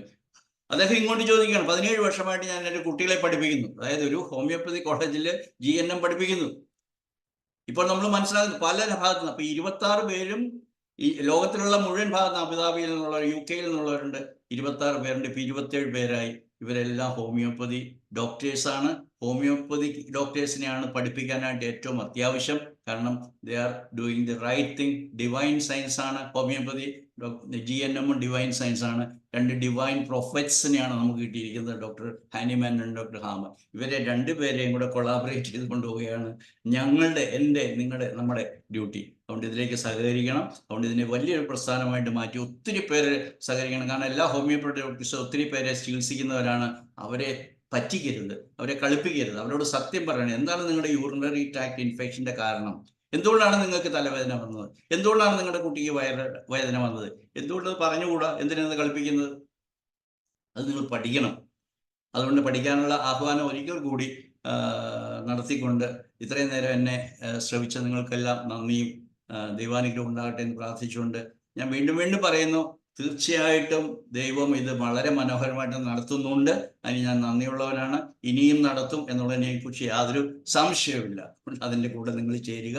നമുക്ക് ഒരുമിച്ച് ഇതിനെ ലോകത്തിൽ മുഴുവൻ എത്തിക്കാൻ പറ്റും. അതിനുവേണ്ടിയുള്ള നാക്കാണ് homeopathy built upon the foundation of GSK is going to be the number 1 system of medicine or treatment in this world. As on today, ഇന്നത്തെ ഹോമിയോപ്പതിക്ക് നമ്പർ 1 ആകാനായിട്ട് സാധ്യമല്ല എന്ന് ഞാൻ പൂർണ്ണമായും വിശ്വസിക്കുന്ന ഒരു വ്യക്തിയാണ്. കാരണം ഇന്നത്തെ ഹോമിയോപ്പതി എങ്ങനെയാണ് നമ്മുടെ കോളേജിൽ പഠിപ്പിക്കുന്നത്? Allopathy plus homeopathy. ഞാൻ എപ്പോഴും ക്ലാസ്സിൽ പറഞ്ഞിട്ടുള്ള തമാശയാണ്, പുട്ടിന് പീര പോലെ. മലയാളത്തിലുള്ള നമുക്ക് പറയാൻ പറ്റും, പുട്ടിന് ടേസ്റ്റ് കൂടാണ്ട് കുറച്ച് പീര ഇടുന്നത് പോലെ നമ്മൾ അലോപ്പതി പറഞ്ഞ് ജനങ്ങളോട് പറയുന്നു, എന്നിട്ട് അതിൻ്റെ അടുത്ത് കുറച്ച് ഹോമിയോപ്പതി കൊടുക്കുന്നു. സോറി, ഇങ്ങനെയൊക്കെ പറയേണ്ടതായിട്ട് വന്നതുകൊണ്ട്. നിങ്ങൾ പഠിക്കുമ്പോൾ നിങ്ങൾക്ക് മനസ്സിലാകും. GNM പഠിക്കാൻ വരിക, പഠിക്കുക, പഠിപ്പിക്കുക, ജനങ്ങളോട് ഇത് എത്തിക്കുക. Thank you. ഇനി നിങ്ങൾക്ക് ചോദ്യം ചോദിക്കാനുള്ള അവസരമാണ്. ഏത് ചോദ്യവും എനിക്കറിയാവുന്ന രീതിയിൽ ഉത്തരം പറയാനായിട്ട് ശ്രമിക്കാം. ഡോക്ടർ അനിത ഒന്ന് കൈകാര്യം ചെയ്തോളൂ.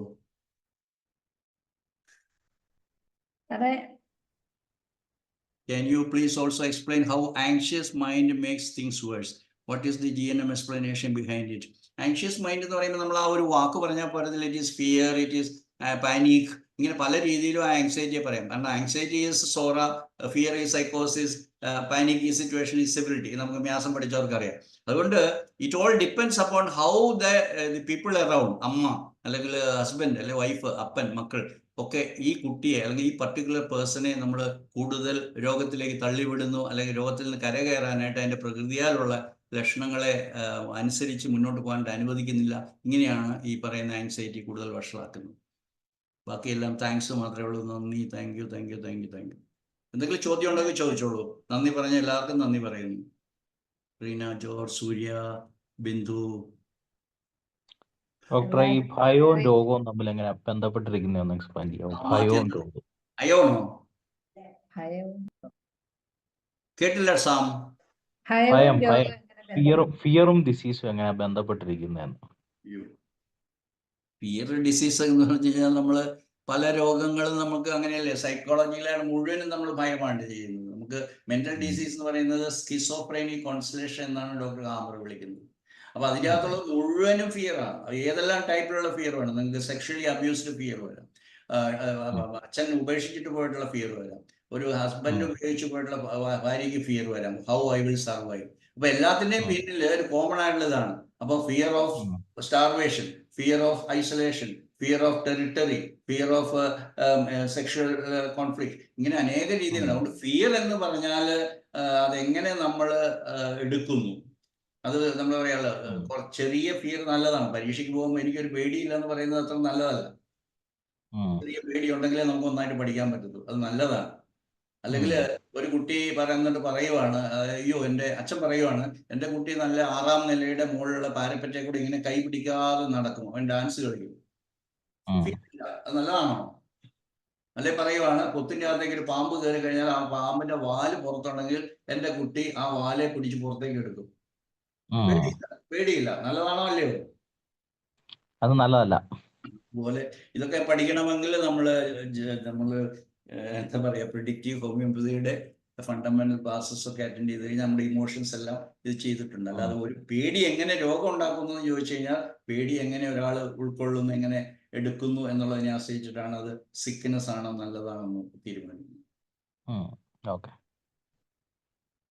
Thank you doctor Sam. ആർക്കെങ്കിലും എന്തെങ്കിലും ചോദിക്കാണ്ട് ചോദിച്ചോളൂ.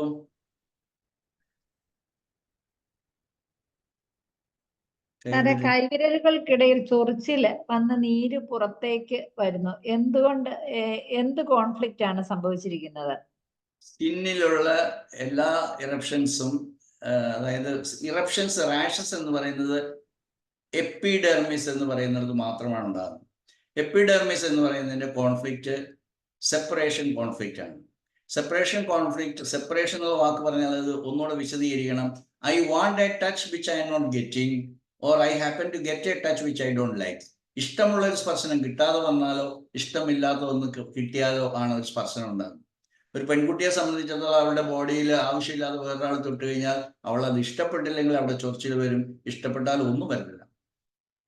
ഒരു സാധനം, സോപ്പ് ഉപയോഗിക്കുന്നു, അയ്യോ ഈ സോപ്പ് അലർജി ആണെന്ന് ഏതോ കൂട്ടുകാരത്തി പറഞ്ഞു, അപ്പൊ ആ സോപ്പ് ഉപയോഗിച്ച് അവളുടെ കൈ ചൊറിയും. സോപ്പിന്റെ കുഴപ്പമല്ല, അത് 999 പേര് ഉപയോഗിച്ചു, അവർക്കൊന്നും ഒരു കുഴപ്പമില്ല. നിങ്ങൾ ആ സോപ്പിനോട് അലർജിയാന്ന് പറയും. അങ്ങനെയാണ് ഈ അലർജി എന്ന് പറയുന്ന മണ്ടത്തരം ജനിക്കുന്നത്. ജനങ്ങളെല്ലാം അത് പറഞ്ഞുകൊണ്ടിരിക്കുക, അലർജിയാണ്, ഒരു അലർജിയില്ല. അപ്പൊ എന്താണെന്ന് മനസ്സിലാക്കി കഴിഞ്ഞാൽ ഫസ്റ്റ് ഡേയിൽ നിങ്ങളുടെ കയ്യിൽ ഒരു ചൊറിച്ചിലുണ്ടെങ്കിൽ yes, the culprit is not too far away. ഓ ഇന്നലെ ഞാൻ മണ്ണിൽ പണിതു, ആ മണ്ണിന്റെ അകത്ത് എന്തോ വളമുണ്ടായിരുന്നു, അല്ലെങ്കിൽ അവിടെ അമേദ്യം ഉണ്ടായിരുന്നു, ചാണകം ഉണ്ടായിരുന്നു, കെമിക്കൽ ഉണ്ടായിരുന്നു, ഡിറ്റർജൻസ് ഉണ്ടായിരുന്നു. അപ്പോൾ very well one can understand, ഓ അത് തൊട്ടു, അതിനെന്താ കുഴപ്പം, അതെല്ലാവരും ഉപയോഗിക്കുന്നതല്ലേ. അല്ലെങ്കിൽ ചാണകം കയ്യെ തൊട്ടാൽ കുഴപ്പം വരുമോ, അമേദ്യം കയ്യെ തൊട്ടാൽ കുഴപ്പം ഒന്നുമില്ല, അത് മൈൻഡിൽ നിന്നാണ് വരുന്നത്. അതുകൊണ്ട് every conflict is from the mind. Psychic conflict ആണ്, ബയോളജിക്കൽ കോൺഫ്ലിക്റ്റ് ആണ്, നമ്മളെ അതിജീവിക്കാൻ വേണ്ടിയിട്ടാണ്.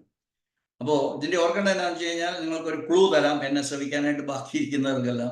ചൊറിച്ചിൽ പോകാനുള്ള ഏറ്റവും നല്ല പണി എന്താന്ന് പറഞ്ഞേക്കാം, ചൊറിയാതിരിക്കുക. ഇത് ലക്ഷം രൂപ വിലയുള്ള അറിവാണ് തന്നിരിക്കുന്നത് കേട്ടോ. ചൊറിച്ചിൽ പോകാനുള്ള ഏറ്റവും നല്ല പണി ചൊറിയാതിരിക്കുക. അതിന്റെ അടുത്ത ഭാഗം കൂടെ പറയാം. ചുമ പോകാനുള്ള ഏറ്റവും നല്ല പണി ചുമയ്ക്കാതിരിക്കുക. തുമ്മല് പോകാനുള്ള ഏറ്റവും നല്ല പണി തുമ്മാതിരിക്കുക. അപ്പൊ എന്നെ അറ്റാക്ക് ചെയ്യുന്നവർ അയ്യോ അതെങ്ങനെ ചൊറിച്ചിൽ വന്നാൽ എങ്ങനെ, എവിടുന്നാ വരുന്നത്? ചൊറിച്ചിൽ ഇങ്ങനെ വണ്ടിയിലെ ടാക്സി പിടിച്ച് വന്നിട്ട് ഇയാളുടെ കയ്യിലെ കാലിൽ കയറി പിടിച്ച് ചൊറിഞ്ഞു എന്നാണ് പറയുക. അങ്ങനെയൊന്നുമില്ല. It is all from the mind. അത് നിങ്ങൾ പഠിക്കണം, സ്കിൻ പഠിക്കണം, സ്കിന്നിന്റെ അകത്ത് സെപ്പറേഷൻ കോൺഫ്ലിക്റ്റ് പഠിക്കണം. അത് മാത്രമാണ് എപ്പിഡെർമിസിന്റെ conflict. Conflict of the dermis is different. That is called attack conflict. Somebody said, somebody spoke bad about me, or somebody attacked me, somebody attacked, verbal attack ഉണ്ടായി. ഇങ്ങനെയാകുമ്പോൾ എൻ്റെ ബോഡിയുടെ dermis affected. So there will be hardness, there will be discoloration, there will be brownish discoloration, thickening, etc. അത് thickening of the dermis ആണ്. സ്കിന്നിനെ കുറിച്ച് പഠിക്കുമ്പോൾ എപ്പോഴും ഞാൻ മലയാളികളോട് പറയാണ്, കപ്പ ധാരാളമായിട്ട് ഉപയോഗിക്കുന്നവരാണ് നമ്മളെല്ലാവരും. കപ്പയ്ക്ക് 2 തൊലിയുണ്ട്. ഒന്ന് ഔട്ടർ പീൽ, വളരെ നേർത്തിട്ടുള്ളത്, അതാണ് എപ്പിഡെർമിസ്. അതുപോലെ കട്ടിയുള്ള ഒരു വെളുത്തതുണ്ട്, വെളുത്ത ചുമന്നതൊക്കെ കാണാം, അതിനാണ് ഡെർമിസ് എന്ന് പറയുന്നത്. ഇപ്പൊ ഡെർമിസിലാണ് അറ്റാക്ക് വന്നിട്ടുള്ളതെങ്കിൽ അതിന്റെ കാരണം അറ്റാക്ക് അല്ലെങ്കിൽ ഡിസ്ഫിഗർമെന്റ് കോൺഫ്ലിക്റ്റ്. നിങ്ങൾ ഓയിൻമെന്റ് തേക്കും തോറും നിങ്ങളുടെ കയ്യെ നോക്കിക്കൊണ്ടിരിക്കും തോറും അത് കട്ടിപിടിക്കും. അതിനെ ലൈക്കിനിഫിക്കേഷൻ എന്ന് പറയും, അതിനെ സ്കാറിങ് എന്ന് പറയും. അങ്ങനെ പല പല പല പേരുകളിലൂടെ നമ്മൾ പല പല പല മണ്ടത്തരങ്ങളും പഠിച്ചു. ഡെർമറ്റോളജിയിൽ നമ്മൾ അങ്ങനെ പല വിദഗ്ധരും പഠിച്ചു. എല്ലാം തെറ്റാണ്. അപ്പോൾ മുഹമ്മദ് ഹനീഫയ്ക്ക് അത് മനസ്സിലായി എന്ന് വിചാരിക്കുന്നു. കൈവിരലുകളുടെ ഇടയിൽ നിന്ന് കൈ കൊണ്ട് എന്തോ എനിക്ക് ഇഷ്ടമില്ലാത്ത സ്പർശിച്ചു, അല്ലെങ്കിൽ എൻ്റെ കയ്യിൽ ആരോ എനിക്ക് ഇഷ്ടമില്ലാത്ത ഒരാൾ സ്പർശിച്ചു, അല്ലെങ്കിൽ എനിക്ക് കൈകൊണ്ട് സ്പർശിക്കണമെന്ന് കൊതിയുള്ള ഒരു ആളെ സ്പർശിക്കാൻ കിട്ടിയില്ല, അല്ലെങ്കിൽ ഇതാണ് എനിക്ക് ഇഷ്ടമുള്ള സ്പർശനം കിട്ടിയില്ല, ഇഷ്ടമില്ലാത്തത് സംഭവിച്ചു. I hope you got it. മനസ്സിലായില്ലേ മുഹമ്മദ് ഹനീഫ? ആർക്കെങ്കിലും എന്തെങ്കിലും ഉണ്ടോ ചോദിക്കാൻ? മനസ്സിലായി. Okay, thank U.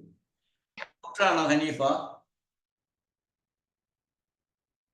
അല്ല, ഞാൻ മഞ്ചേരി. Oh my God. നമ്മുടെ സുഹൃത്തും സ്ഥിര പരിചയക്കാരനും അദ്ദേഹത്തിന്റെ കുടുംബം മുഴുവൻ എൻ്റെ ട്രീറ്റ്മെന്റിലാണ്. ഓക്കെ, പറയൂ. ഇനി ആർക്കെങ്കിലും എന്തെങ്കിലും ഉണ്ടോ ചോദിക്കാൻ? നമ്മുടെ പ്രിയപ്പെട്ട അജോയ് കുറുപ്പുണ്ട്, ഞങ്ങളുടെ പ്രിയപ്പെട്ട മെന്ററാണ്. ഡോക്ടർ ശശിധരനുണ്ട്, ഞങ്ങളുടെ ടീച്ചിങ് ഫാക്കൽറ്റി മെമ്പറാണ്. പിന്നെ പ്രധാനപ്പെട്ട പലരും ഉണ്ട് ഇവിടെ.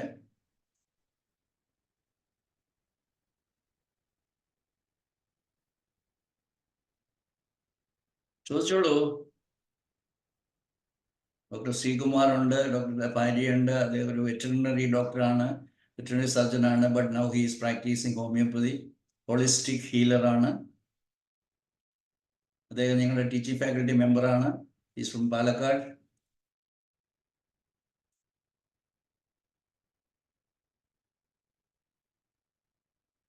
ആർക്കെങ്കിലും സംശയം? Hello doctor. പ്രമീള. യെസ്, നമസ്കാരം. പറഞ്ഞോളൂ പ്രമീള. അത് ചെറിയ കുട്ടികൾക്ക് വരുമല്ലോ സ്കിന്നിന്റെ കംപ്ലൈന്റ്. അപ്പൊ അത് അമ്മയുടെ ഫീലിംഗ് ആയിരിക്കും എന്ന് എനിക്ക് മനസ്സിലാവുന്നു. ആയിരിക്കാം, ആ സാർ പറഞ്ഞാൽ മതി, എനിക്ക് അങ്ങനെ തോന്നുന്നു. അപ്പൊ അതിന് നമ്മള് ഏത് രീതിയിൽ അത് കൈകാര്യം ചെയ്യും? അമ്മേനെയും ചികിത്സിക്കണം, മകനെയും ചികിത്സിക്കണം. ചികിത്സയുടെ രീതി പറയാണ്, അമ്മയ്ക്കാണ് നമ്മൾ തെറാപ്പി കൊടുക്കേണ്ടത്. കാരണം കുഞ്ഞു കുട്ടിക്ക് തെറാപ്പി കൊടുത്താൽ അതൊന്നും മനസ്സിലാകത്തില്ല. അപ്പോൾ തെറാപ്പി എന്ന് പറയുന്നത് to explain away the reason for this particular disease. അതിപ്പോൾ ഒരു സ്കിൻ ഡിസീസ് മാത്രമല്ലല്ലോ കുട്ടികൾക്ക് വരാവുന്ന. നമ്മൾ പറയും മയോപ്പതീസ്, അല്ലെങ്കിൽ നടക്കാൻ പറ്റുന്നില്ല, അല്ലെങ്കിൽ dyslexia, emotional mental diseases, mental retardations, autism, അല്ലെങ്കിൽ മംഗോളിസം, ഇങ്ങനെയുള്ള എല്ലാ ചൈൽഡ്ഹുഡ് ഡിസീസസും ദർ ഓൾ അത് തന്നെയാണ് പ്രെഡിക്റ്റീവിൽ നിന്നാണ് നമുക്കത് കിട്ടിയത്. അതിൻ്റെ ഡോക്ടർ പ്രഫുൽ വിജേക്കർ നമ്മളോട് പറഞ്ഞു. അദ്ദേഹത്തിന് മുഴുവൻ പറഞ്ഞതും ഡോക്ടർ ഹാമറുടെ തിയറിയുടെ അടിസ്ഥാനത്തിലാണ്. സോ അത് നമുക്ക്, എന്നെ സംബന്ധിച്ചുള്ള വലിയൊരു പുതിയ അറിവായിരുന്നു. അതായത് ചൈൽഡ്ഹുഡ് ഡിസീസസ് എല്ലാം 18 വയസ്സ് വരെ അമ്മയുടെ സ്വാധീനം, because they are acting as A single unit. 18 വയസ്സ് വരെ അമ്മയുടെ മനസ്സിലുള്ള എല്ലാ കോൺഫ്ലിക്റ്റും കുട്ടിയിൽ ബാധിക്കും. അതെങ്ങനെ ബാധിക്കും, എങ്ങനെ ആ കുട്ടി എടുക്കും എന്നുള്ളത് നമ്മൾ കോൺസ്റ്റിറ്റ്യൂഷണലായിട്ടും ഡിഫറെൻ്റ് ആയിട്ട് നമുക്ക് കാണേണ്ടതായിട്ട് വരും. അങ്ങനെ നമുക്ക് അമ്മേനെയും ചികിത്സിക്കേണ്ടതായിട്ട് വരും, കുട്ടീനെയും ചികിത്സിക്കേണ്ടതായിട്ട് വരും. ചികിത്സിക്കുക means to make them understand this is because of this thing. അല്ലാതെ ഓട്ടിസ്റ്റിക് സ്പെക്ട്രം ഡിസോർഡർ, അല്ലെ ASD എന്നൊരു പേരെടുക്കുന്നതിലോ, അല്ലെങ്കിൽ attention deficit hyperactive disorder എന്നൊരു പേര് കൊടുക്കുന്നതിൽ ഒരു കാര്യമില്ല. Every child is different according to our understanding in homoeopathy, and every child needs separate study of the separate conflicts that the lady during the pregnancy has underwent. അമ്മ അതിന്റെ കാരണം മനസ്സിലാക്കി അതിന് അവെയർ ആയി കഴിയുമ്പോൾ കുട്ടിയിലുണ്ടായ പാത്തോളജി ചേഞ്ച് ചെയ്യപ്പെടും എന്നാണ്. കുട്ടികൾ സഹിച്ച് ജീവിതം മുഴുവൻ സഹിക്കുന്ന കേസുകളുണ്ട് എന്നൊരു നിയമമോ ഒരു ഓർഡറോ ഒന്നും നമുക്ക് പറയാൻ പറ്റത്തില്ല doctor Pramila. So we are trying for that. And the more the mother is aware, yes, I have to forgive my mother-in-law, I have to be good for my husband for this husband pregnancy time ൽ എന്നെ ഒത്തിരി ഉപദ്രവിച്ചു. അയാൾ അമ്മയുടെ കൂടെയായിരുന്നു, പെങ്ങളുടെ കൂടെയായിരുന്നു, അയാൾ എന്നെ കൺസിഡർ ചെയ്തില്ല, ഐ വാസ് ലെഫ്റ്റ് അലോൺ. പക്ഷെ അതിന്റെ സഫറിങ്സ് പിന്നെ അയാൾ മനസ്സിലാക്കത്തുള്ളൂ. അയാളെ മനസ്സിലാക്കുകയല്ല, ഈ അമ്മയെ മനസ്സിലാക്കുകയാണ് നമ്മുടെ ലക്ഷ്യം. അപ്പൊ അമ്മയും കുട്ടിയും കുട്ടി എന്ന് പറയുന്ന അമ്മയുടെ വയറ്റിൽ കിടക്കാൻ കൊള്ളാത്ത രീതിയിൽ അതിന്റെ സൈസ് ഇച്ചിരി വലുതായി പോയെന്ന് മാത്രമാണ് 10 മാസം കഴിയുമ്പോൾ പ്രകൃതി പുറത്തേക്ക് വിടുന്നത്. അതിനുശേഷവും കുട്ടി ഈ പറയുന്ന pelvic region, abdomen, breast, chest ഇവിടെയൊക്കെ ആയിട്ട് കഴിയാനാണ് കൊച്ചിന് ഇഷ്ടം. 1 വയസ്സ് വരെ ആ മുറിക്കകത്തുനിന്ന് പുറത്തേക്ക് കുട്ടി പോകത്തില്ല. 2 വയസ്സാകുമ്പോൾ ഡോർ സ്റ്റെപ്പ് വരെ പോകും, വാതിൽപ്പടി വരെ പോകും. 3 വയസ്സാകുമ്പം UKG കിൻഡർഗാർട്ടൻ വരെ പോകും. ഓടി വരും അമ്മ അമ്മ അമ്മ അമ്മ. അത് ഔട്ട് ഓഫ് റേഞ്ച് ആകുന്ന 18 വയസ്സിലാണ്. അതുവരെ റേഞ്ച് കുറഞ്ഞു വരും. But always this child is under the, ഇത് നിങ്ങളുടെ ലേഡീസിന്റെ കഴിവൊന്നുമല്ല. പലപ്പോഴും അങ്ങനെ എൻ്റെ മോൻ എന്ന് പറഞ്ഞുകൊണ്ട് ചാകുന്ന മദറിനോട് ഞാൻ പറയാറുണ്ട്, നിങ്ങളുടെ ഒന്നും മോളല്ല, നിങ്ങൾ വലിയ അത്ഭുതമൊന്നും ചെയ്തില്ല. കല്യാണം കഴിച്ച ആദ്യത്തെ മാസം എല്ലാ ചെറുപ്പക്കാരും ചെയ്യുന്നതൊക്കെ നിങ്ങൾ ചെയ്തിട്ടുള്ളൂ. പക്ഷെ നിങ്ങളുടെ വയറ്റിലൊരു കുഞ്ഞിനെ തന്നു, അത് ദൈവം തന്നതാണ്. അതുകൊണ്ട് ഇത് ദൈവത്തിന്റെ കുട്ടിയാണ്. അത് മനസ്സിലാക്കിയാൽ തന്നെ ഒത്തിരി കോൺഫ്ലിക്ട്സ് പോകും. ഇതങ്ങനെയല്ല, അയ്യോ അവൾക്ക് പനി വന്നു കഴിഞ്ഞാൽ പിന്നെ അവളുടെ പനി മാറ്റി കഴിഞ്ഞാൽ ഒന്നുമില്ലെന്നേ, ദൈവം തന്ന കുട്ടിയാണ്. നിങ്ങൾ അന്നത്തെ രാത്രി കെട്ടിപ്പിടിച്ച് കിടന്നു കഴിഞ്ഞാൽ 10 മാസം കഴിയുമ്പോൾ നിങ്ങളുടെ കയ്യിലൊരു കുഞ്ഞിനെ വന്നു, അതിന് കണ്ണും കാലും മൂക്കും ബുദ്ധിയും എല്ലാം ഉണ്ട്. നിങ്ങളൊന്നും ചെയ്തില്ല. അതിനുശേഷം ഇത്രയും വർഷം നിങ്ങൾ കൊണ്ടുനടന്നു എന്നാണ് പറഞ്ഞത്. ഇല്ല, നിങ്ങളുടെ ഉള്ളിൽ ദൈവം ഒരു വികാരം നിക്ഷേപിച്ചു, മറ്റേണൽ ഇൻസ്റ്റിങ്ക്റ്റ് തന്നു, ഫാദറിന് കൊടുക്കാത്തത്. അത് നിങ്ങളൊന്നും ചെയ്തില്ല. നിങ്ങളുടെ കുട്ടി വളരെ സുന്ദരനായിരിക്കുന്നു, സുന്ദരിയായിരിക്കുന്നു. നിങ്ങൾ ചന്ദനം തേച്ച് പിടിപ്പിച്ചിട്ടൊന്നും അല്ല അത് സുന്ദരനായത്. നിങ്ങൾ സുന്ദരനാണ്, സുന്ദരിയാണ്. അല്ലെങ്കിൽ നിങ്ങൾക്ക് ആരോഗ്യം ഉണ്ടെങ്കിൽ നിങ്ങൾക്ക് ആരോഗ്യമുള്ള കുട്ടിയെ കിട്ടും. നിങ്ങളുടെ മനസ്സിലാണ് ആരോഗ്യം. അപ്പം നിങ്ങളുടെ മനസ്സിൽ ആരോഗ്യം ഉണ്ടെങ്കിൽ നിങ്ങൾക്ക് നല്ല മനസ്സുള്ള കുഞ്ഞിനെ കിട്ടും. ഇത് ഗർഭകാലം മുഴുവനും പ്രാഗിക്കൊണ്ടിരുന്നിട്ട് പുറത്തു വന്നിട്ട് കൊച്ചിനെ പറയുവാണ്, നീ അത് ചെയ്യരുത്, അത് ചെയ്യണമെന്ന് പറഞ്ഞു കഴിഞ്ഞാൽ കൊച്ചു നന്നാവത്തില്ല. കാരണം ഈ കൊച്ച് എങ്ങനെയാണ് ബന്ധുക്കളെ ശത്രുക്കളായിട്ട് കണക്കാക്കേണ്ടതെന്ന്, എങ്ങനെയാണ് പെരുമാറേണ്ടതെന്ന് വയറ്റിൽ കിടക്കുമ്പോൾ തന്നെ പഠിച്ചു കഴിഞ്ഞിരിക്കുന്നു. എങ്ങനെയാണ് ഈ സ്ത്രീ ഈ ഭർത്താവിനോട് പെരുമാറുന്നതെന്ന് വയറ്റിൽ കിടക്കുമ്പോൾ തന്നെ കൊച്ചിനെ അറിയാം. പിന്നെ നിങ്ങൾ ഉപദേശിക്കാനൊന്നും വേണ്ട, എനിക്കറിയാം എങ്ങനെ ചീത്ത പറയണം. ഇന്നലെ 3.5 വയസ്സുള്ള ഒരു കൊച്ചു വന്നിട്ട് പറയാം, ഡോഗിന്റെ സണ്ണേന്നെ വിളിക്കത്തുള്ളൂ. ഞാൻ ചോദിച്ചു, എവിടുന്നാ ഇത് കിട്ടിയത്? അത് സ്കൂളിൽ പോയിട്ടാ? അല്ല, സ്കൂളിൽ പോയാലൊന്നും അത് കിട്ടത്തില്ല. നിങ്ങൾ വീട്ടിൽ അത് പറഞ്ഞിട്ടുണ്ടാവും, അല്ലെ അതുപോലെയുള്ള രീതിയിലായിരിക്കും നിങ്ങളുടെ. കാരണം ഹസ്ബൻഡുമായിട്ട് മാറി താമസിക്കുകയാണ്. കൊച്ചിന് അസുഖം വന്ന് ആശുപത്രിയിലാണ്. ഹസ്ബൻഡ് 10 മിനിറ്റ് വന്ന് നോക്കിയേച്ച് പോയെന്ന് കംപ്ലൈന്റ് ആണ്. അപ്പൊ ഇങ്ങനെയുള്ള അനുഭവങ്ങളെല്ലാം വരുമ്പോഴത്തേക്കും നിങ്ങൾ നന്നാകുക, എല്ലാവരും നന്നാകുക. അപ്പോഴേ നമ്മുടെ മനസ്സിലാണ് നമ്മൾ ഈ മനസ്സ് അല്ലെങ്കിൽ ഒരു ഡൗട്ട്, പ്രഗ്നൻസി കഴിഞ്ഞ കുട്ടി പുറത്തു വന്ന നമുക്ക് ഇൻഫ്ലുവൻസ് ഉണ്ട് 18 ഇയേഴ്സ് വരെ എന്ന് പറഞ്ഞു. അപ്പൊ നമ്മുടെ മനസ്സിൽ വരണ മാറ്റം കുട്ടിയിലും മാറ്റപ്പെടും എന്നാണ് അല്ലേ? അത് തന്നെയാണ് ഡോക്ടർ പ്രമീള ഞാൻ പറയുന്നത്. അല്ലാതെ ഉപദേശിച്ച് ശരിയാക്കാമെന്ന് വിചാരിച്ചുകൊണ്ട് എനിക്ക് ഉപദേശിക്കാം, എനിക്ക് പണമുണ്ട്, ഞാൻ തരുന്ന പൈസ കൊണ്ടാണ് നിനക്ക് ഡ്രസ്സ് മേടിച്ച് ഭക്ഷണം തരുന്നതെന്ന് പറഞ്ഞിട്ടൊന്നും പോയാൽ അവരെ കിട്ടത്തില്ല. അപ്പൊ നിങ്ങൾ ആദ്യം ട്രൈൻ ചെയ്തു. നിങ്ങൾ മീൻസ് ഞാൻ സ്ത്രീകളെ നോക്കിയിട്ടൊന്നും അല്ല പറയുന്നത്, എവരിബഡി. അപ്പൊ അങ്ങനെ മാറ്റം വരാൻ വേണ്ടിയിട്ട് അങ്ങനെ ഇന്യൂമറബിൾ. എനിക്ക് അമേരിക്കയിൽ മയാമി എന്നുള്ള 2 സുഹൃത്തുക്കൾ, ജിയാനിൻ ആൻഡ് ജൂലി മിന്ദ, അവർ രണ്ടുപേരും കൂടെ ഒരു ടെക്സ്റ്റ് ബുക്ക് എഴുതിയിട്ടുണ്ട്. ഞാനത് ഗ്ലോബൽ GNMൽ പോസ്റ്റ് ചെയ്തിട്ടുണ്ട്. വലിയ കോസ്റ്റാണ്. $3000 എന്ന് പറയുമ്പോൾ ഇവിടുത്തെ നമുക്ക് അറിയത്തില്ല അത് എത്രയോ, 30,000 അല്ല 3 ലക്ഷം രൂപ അങ്ങനെയാണ് അവർ അതിന് കോസ്റ്റ് ഇട്ടിരിക്കുന്നത്. ബയോളജിക്കൽ ലിവിങ് അല്ലെ biological difference between male psychology എന്താണ്, ഫീമെയിൽ സൈക്കോളജി എന്താണെന്ന് അവർ റിസർച്ച് ചെയ്തിട്ട് അത് ഇട്ടിരിക്കുന്നു. അപ്പൊ ഇന്ത്യയിൽ ഇത് എല്ലാവരിലും എത്തിക്കാനായിട്ട് എങ്ങനെ ഇത് പ്രൈസ് ചെയ്യണമെന്നുള്ള ചോദ്യം ചോദിച്ചിരിക്കുകയാണ്. ഞാൻ നാളെ മറ്റന്നാളായിട്ട് അതിന് മറുപടി കൊടുക്കാന്ന് പറയുന്നു. They are my friends and they are paid members in our group. അപ്പൊ അങ്ങനെ ഒരു ഗ്ലോബൽ കൊളാബറേഷൻ നടന്നുകൊണ്ടിരിക്കുകയാണ്. ഇതൊക്കെ ദൈവത്തിന്റെ അനുഗ്രഹമാണ്. ഞാൻ പലപ്പോഴും പറഞ്ഞിട്ടുള്ളത്, I was fortunate to have patients in between 35 and 40 countries, which I never dreamed some few years back. ഇന്നത് സാധ്യമായിരിക്കുന്നു. കാരണം എല്ലാവർക്കും GNM വേണം, എല്ലാവരും ഇതിലേക്ക് വന്നുകൊണ്ടിരിക്കുകയാണ്. അതുകൊണ്ട് പ്രൊക്ലെയിം ചെയ്യാനായിട്ട്, ഓപ്പണായിട്ട് ഡിക്ലെയർ ചെയ്യാനായിട്ട് നിങ്ങൾ പേടിക്കൊന്നും വേണ്ട. ഇനിയുള്ള കാലം GNMന്റെ ആണ്. അല്ലാതെ ഞാൻ ആരെയും ഹോമിയോപ്പതിക്കാരെ കുറ്റം പറയോ, എന്നെ പഠിപ്പിച്ചിട്ടുള്ള ബഹുമാന്യ ഗുരുക്കന്മാരെ കുറ്റം പറയുകയൊന്നുമല്ല. അവരുടെ ആരുടെയും കുറ്റമല്ല. അവർ അധ്യാപകരായി വന്നത് എവിടുന്നോ പഠിച്ച് ഇംഗ്ലീഷ് രാത്രിയിൽ കുത്തിയിരുന്ന് പ്രൈസും ഡേവിഡ്സൺ ഒക്കെ പഠിച്ച് അത് തന്നെ വന്ന് പിള്ളേരുടെ മുഖത്തേക്ക് ചത്തിച്ചിട്ടു. അവരെ കുറ്റം പറയുകയല്ല ചെയ്യുന്നത്. It happen like that. ഇതൊക്കെ ഹിസ്റ്റോറിക്കലായിട്ട് സംഭവിച്ചത്. പക്ഷെ ഇന്നൊരു റെവല്യൂഷൻ സംഭവിച്ചിരിക്കുകയാണ്. ഞാൻ GNM എന്ന് പറയുന്ന ഹോമിയോപ്പതിക്ക് വളരെ അനുയോജ്യനായ ഒരു പുതിയ ഭർത്താവിനെ കണ്ടുപിടിച്ചിരിക്കുന്നു, ഞാൻ അത് ഹോമിയോപ്പതിക്കാരുടെ മുമ്പിൽ അവതരിപ്പിക്കുന്നു. You can say good bye, divorce from this, പറയുന്നില്ല, ആ ആളിൽ നിന്നും എത്രയും പെട്ടെന്ന് എസ്കേപ്പ് ചെയ്യുക. You remarry to the genuine ആയിട്ടുള്ള ഒരു ബ്രൈഡ് ഗ്രൂമിനെ മാരി ചെയ്യുക. And let the society, let the humanity grow with GHK and homeopathy. Okay, thank you. Thank you. ഈ മെസ്സേജ് അല്ലേ ഹോമിയോപ്പതി മരുന്നുകളിലൂടെ നമ്മൾ നൽകാൻ സഹായിക്കുന്നത്? എൻ്റെ വേണുഗോപാൽ സാറേ, ഈ മെസ്സേജ് ഒന്നും ഹോമിയോപ്പതി മരുന്നുകളിലൂടെ കൊടുക്കുന്നില്ല. ഡോക്ടറുള്ള കോളേജുകളിലൊക്കെ പഠിപ്പിക്കുന്ന എന്താണെന്ന് എനിക്കറിയാം. എന്നോട് ക്ഷമിക്കണം ഇങ്ങനെയൊക്കെ പറയുമ്പോൾ. വേണുഗോപാൽ ഡോക്ടർ പഠിപ്പിക്കുന്ന ആളാണ്. പക്ഷേ എനിക്കറിയാം കോളേജിൽ. ഞാൻ 8 years കോളേജ് വിസിറ്റർ ആയിരുന്നു. അന്ന് ഞാനൊരു ഫൈറ്റർ ആയിരുന്നു CCH. എന്നെ അങ്ങനെയാണ് അറിയപ്പെടുന്നത്. Is is a fighter for what? അന്ന് മയാസം പഠിപ്പിക്കാനായിരുന്നു. കാരണം ആർക്കും അറിയത്തില്ല മയാസം എന്താണെന്നത്. മയാസം ബേസ്ഡ് ആയിരിക്കണം ടീച്ചിങ് എന്ന് ഞാൻ പറഞ്ഞു. അത്രേ ഉള്ളൂ സംഭവം. അതിനുശേഷമാണ് ഞാൻ ചെയ്യുന്നത്. ഒരു സംശയം. ഇപ്പൊ നമ്മള് ഒരു മരുന്ന് തന്നെ കൊടുക്കുന്ന ഒരു മെറ്റീരിയൽ ഒന്നും അല്ലല്ലോ ശരിക്കും. മെഡിസിന്റെ പൊട്ടൻസി എന്ന് പറയുമ്പോൾ അവിടെ എനർജിയാണ്. ഓക്കെ, ആണല്ലോ. അപ്പൊ ആ എനർജിയിൽ ഇപ്പം നാട്രമോർ നമ്മൾ ഗ്രീഫ് ബാക്ക്ഗ്രൗണ്ടുള്ള ഒരു കക്ഷിക്ക്, ഒരു രോഗിക്ക് മരുന്ന് കൊടുക്കുകയാണെങ്കിൽ നമ്മൾ ആ മെസ്സേജല്ലേ. ആ രോഗം എന്താണ് ഡോക്ടറെ?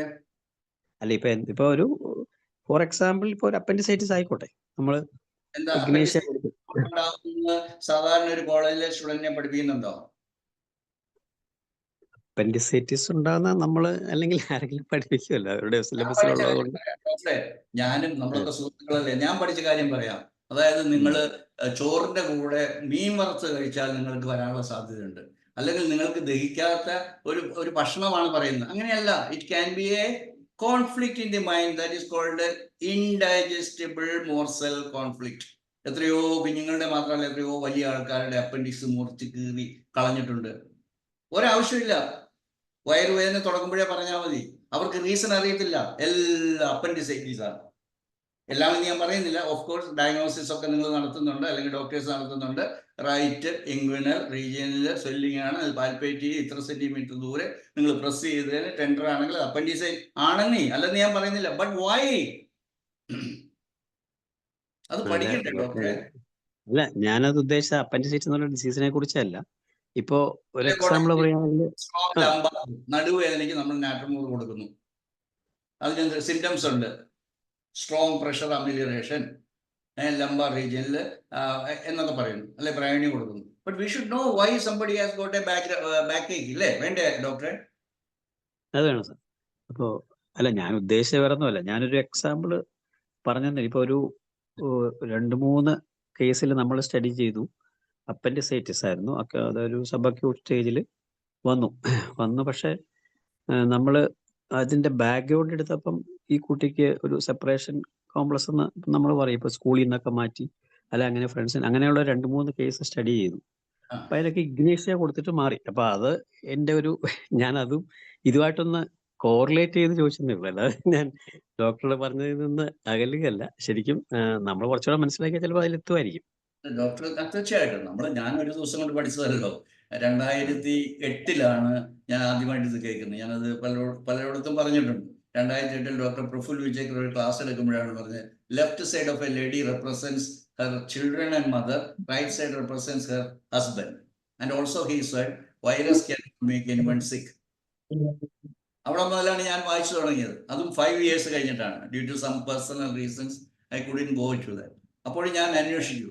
ഡോക്ടർ പ്രവീൺ ധർമ്മരത്നം, നിങ്ങളെല്ലാം അറിയുന്ന ഡോക്ടർ പ്രവീൺ ധർമ്മരത്നമാണ്. Yes, he is referring to doctor Hamer and doctor Praful Vijayakar is referring without his name. ആദ്യമൊന്നും പുള്ളി പേരൊന്നും പറഞ്ഞിരുന്നില്ല.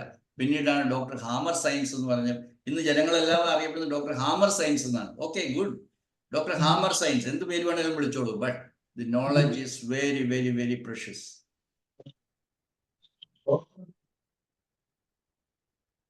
ചോദിച്ചോളൂ. Thank you. ഞാൻ ഇല്ല, അതിലേക്ക് ഞാൻ ഡോക്ടറെ കുറ്റം പറഞ്ഞല്ല. എനിക്ക് ഡോക്ടർ കോളേജ് അധ്യാപകനാണെന്ന് അറിഞ്ഞതുകൊണ്ട് നിങ്ങൾ കോളേജിൽ പഠിപ്പിക്കുന്ന കാര്യത്തിൽ നിങ്ങൾ medicine, ophthalmology, gynaecology, obstetrics, dentistry, ENT ഇതിലൊക്കെ പഠിപ്പിക്കുന്നതെല്ലാം അലോപ്പതി ടെക്സ്റ്റ് ബുക്കുകളെ ബേസ് ചെയ്തിട്ടാണെന്നാണ് ഞാൻ ഡോക്ടറെ പറഞ്ഞത്. എത്ര വേണേലും ഉദാഹരണം പറയാം.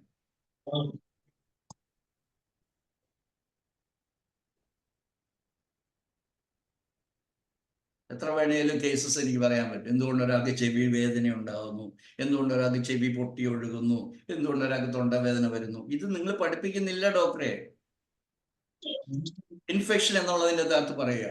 പിന്നെ നമ്മൾ ക്ലൈമറ്റ് ചേഞ്ച്, തണുപ്പൊടിച്ചു അടിച്ച്, ചൂടടിച്ചു, മഴ നനഞ്ഞില്ല, നീ അതിലൊന്നും അല്ല നീ. കാരണം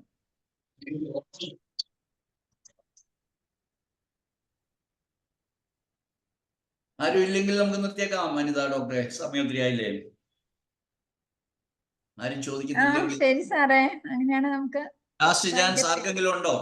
ഇല്ലെങ്കിൽ നാളെ ഒരു ദിവസം കൂടെ ഉള്ളൂ. നിങ്ങൾ എല്ലാവരും രജിസ്റ്റർ ചെയ്യുക. എന്നിട്ട് നിങ്ങൾ ഹോമിയോപ്പതി ക്ലാസ് കൂടുക. All your doubts will be clear. നാളെ ക്ലാസ് എടുക്കുന്നത് ഡോക്ടർ ആഷർ ഷെയ്ഖ് ആണ്. എനിക്കും മുൻപേ ഓസ്ട്രിയയിൽ പോയി ഇത് GNM പഠിച്ച ഡോക്ടർ പ്രഫുൽ വിജയകന്റെ ശിഷ്യനായിരുന്ന ആളാണ്. He has got a wonderful practice in Turkey, in Dubai, in Bombay, in Nashik. നാസിക്കിലെ ക്ലിനിക്കിൽ ഞാൻ പോയതാണ്. 7 doctors, അല്ല 7 cubicles, so many assistants. അത്രയും roaring practice. Is the pioneer of GHK in India. എനിക്ക് മുൻപേ പോയാണ്. അതുപോലെ തന്നെ doctor Motiwala, Farokh Motiwala, is the principal of National College, Motiwala College, Nashik. So they are all members of our faculty. Doctor Santosh നിങ്ങൾക്ക് പലർക്കും അറിയാം. ഈസ് ഫ്രം അബുദാബി, പക്ഷേ മലയാളിയാണ്. Doctor Iham Makki, doctor Sara from UK. അങ്ങനെ ധാരാളം പേര് ഇതിലേക്ക് വന്നുകൊണ്ടിരിക്കുകയാണ്. അതുകൊണ്ട് ഭാവി എന്ന് പറയുന്നത് GSKയുടേതാണ്. GSK അറിയാതെ നിങ്ങൾക്ക് ഒരു ആരോഗ്യപരമായിട്ടുള്ളൊരു വിഷയം നിങ്ങൾക്ക് സംസാരിക്കാൻ പറ്റത്തില്ല എന്ന് ഞാൻ വിശ്വസിക്കുകയാണ്. എന്നോട് ക്ഷമിക്കുക.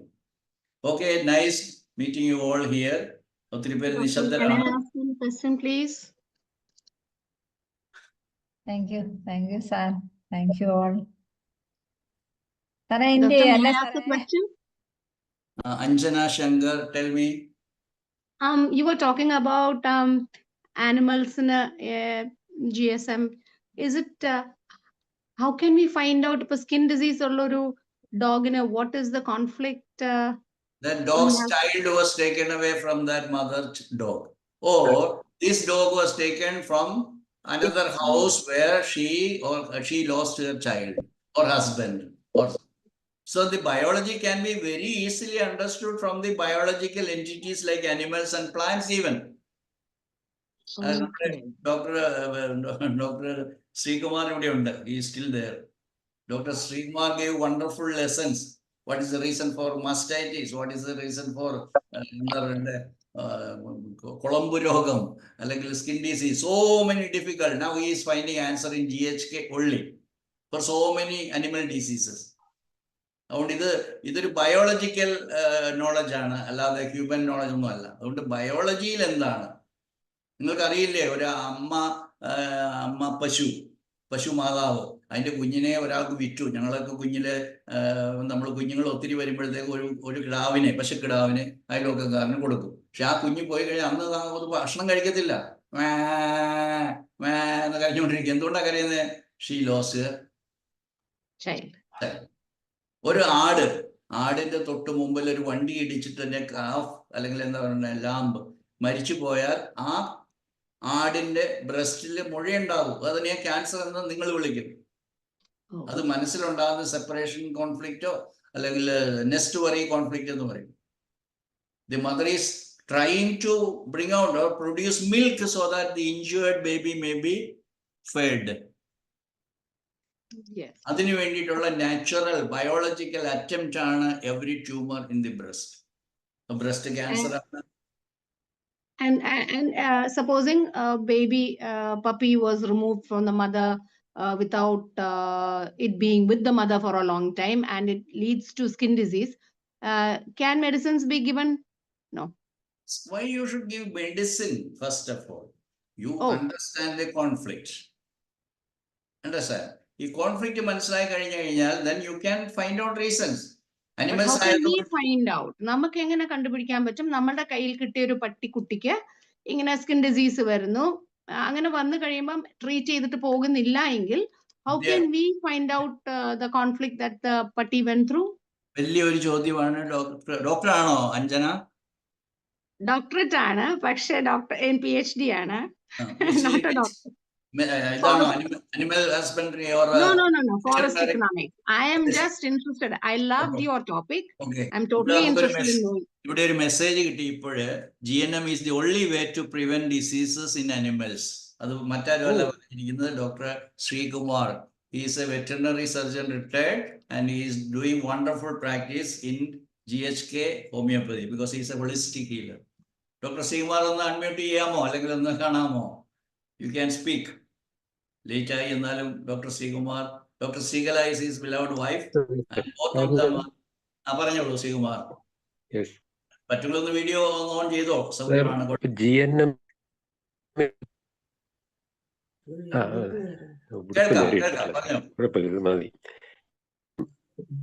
GNM-ലൂടെയാണ് നമുക്ക് കോസ് ഓഫ് എ ഡിസീസ് അറിയാൻ കഴിയുന്നുണ്ട്. അപ്പൊ കോസ് ഓഫ് ദ ഡിസീസ് അറിയുമ്പോൾ then it is easy to prevent. കാര്യം ആനിമൽസിന് വേണ്ടി ഡിസിഷൻ എടുക്കുന്നത് നമ്മളാണ്. അവരെങ്ങനെ നിർത്തണം, കാഫിനെ സെപ്പറേറ്റ് ചെയ്യണം.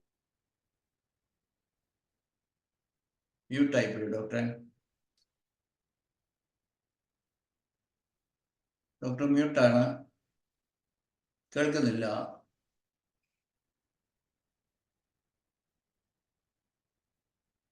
നിങ്ങൾ പേ ചെയ്യുവാണെങ്കിൽ ഡോക്ടർ ശ്രീകുമാറിന്റെ എനിക്ക് തോന്നുന്ന 3 ക്ലാസ്സോ മറ്റേ ഞങ്ങളുടെ വെബ്സൈറ്റിൽ അവൈലബിൾ ആണ്. അദ്ദേഹം ക്ലാസ് എടുത്താൽ പറഞ്ഞോ ശ്രീകുമാറെ, കേൾക്കാം. ഡോക്ടർ ശ്രീകുമാർ കേൾക്കാം, ഇപ്പൊ പറഞ്ഞോളൂ.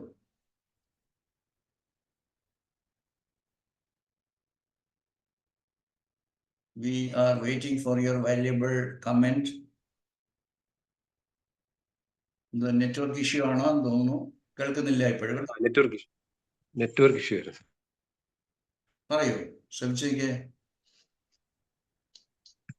കേൾക്കുന്നുണ്ടോ സർ? ഇപ്പൊ കേൾക്കാം, ഇടയ്ക്ക് മുറിഞ്ഞു. കോസ് ഓഫ് ദ ഡിസീസ് നമ്മൾ ആ കാര്യം ഒന്ന് കറക്റ്റ് ചെയ്താൽ ഇനി മേലിൽ ഈ അസുഖങ്ങൾ ഈ മൃഗങ്ങൾക്ക് വരില്ല.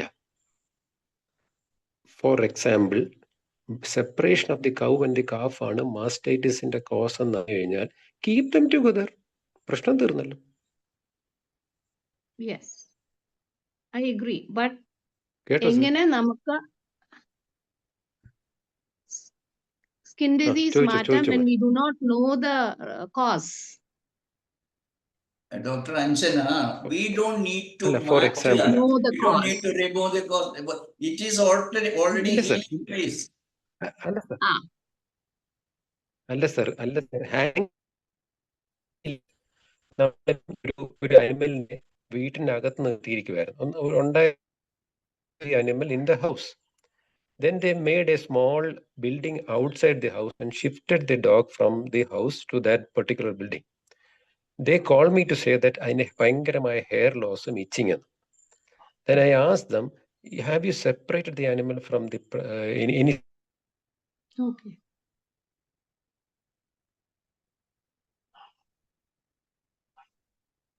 Okay, network issue serious ആണ്, കേൾക്കുന്നില്ല. So I will look at the classes that are offered. Yes. I will go through that. Thank you so much. Yes. അപ്പൊ പുറത്തേക്ക് മാറ്റി കെട്ടിയപ്പോ എന്തായി? ഇറ്റ് സെപ്പറേറ്റഡ് ഫ്രം സെപ്പറേഷൻ വന്നല്ലോ. അപ്പം അവരടുത്ത് പറഞ്ഞു you keep her back inside, പ്രശ്നം തീർന്നു. Okay. So it is very easy to apply GNM in animals. Okay. I will get in touch with you, sir.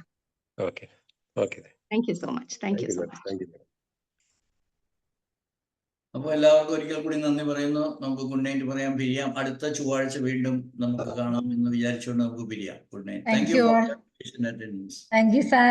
ഇത്രയും വാല്യുബിൾ ആയിട്ടുള്ള ഒരു സെഷൻ, അതുപോലെ ഡിസ്കഷൻ, എല്ലാവർക്കും ഒരിക്കൽ കൂടി നന്ദി അറിയിച്ചുകൊണ്ട് നമുക്ക് ഇന്നത്തെ ക്ലാസ് വൈൻഡപ്പ് ചെയ്യാം. Thank you all. Good night.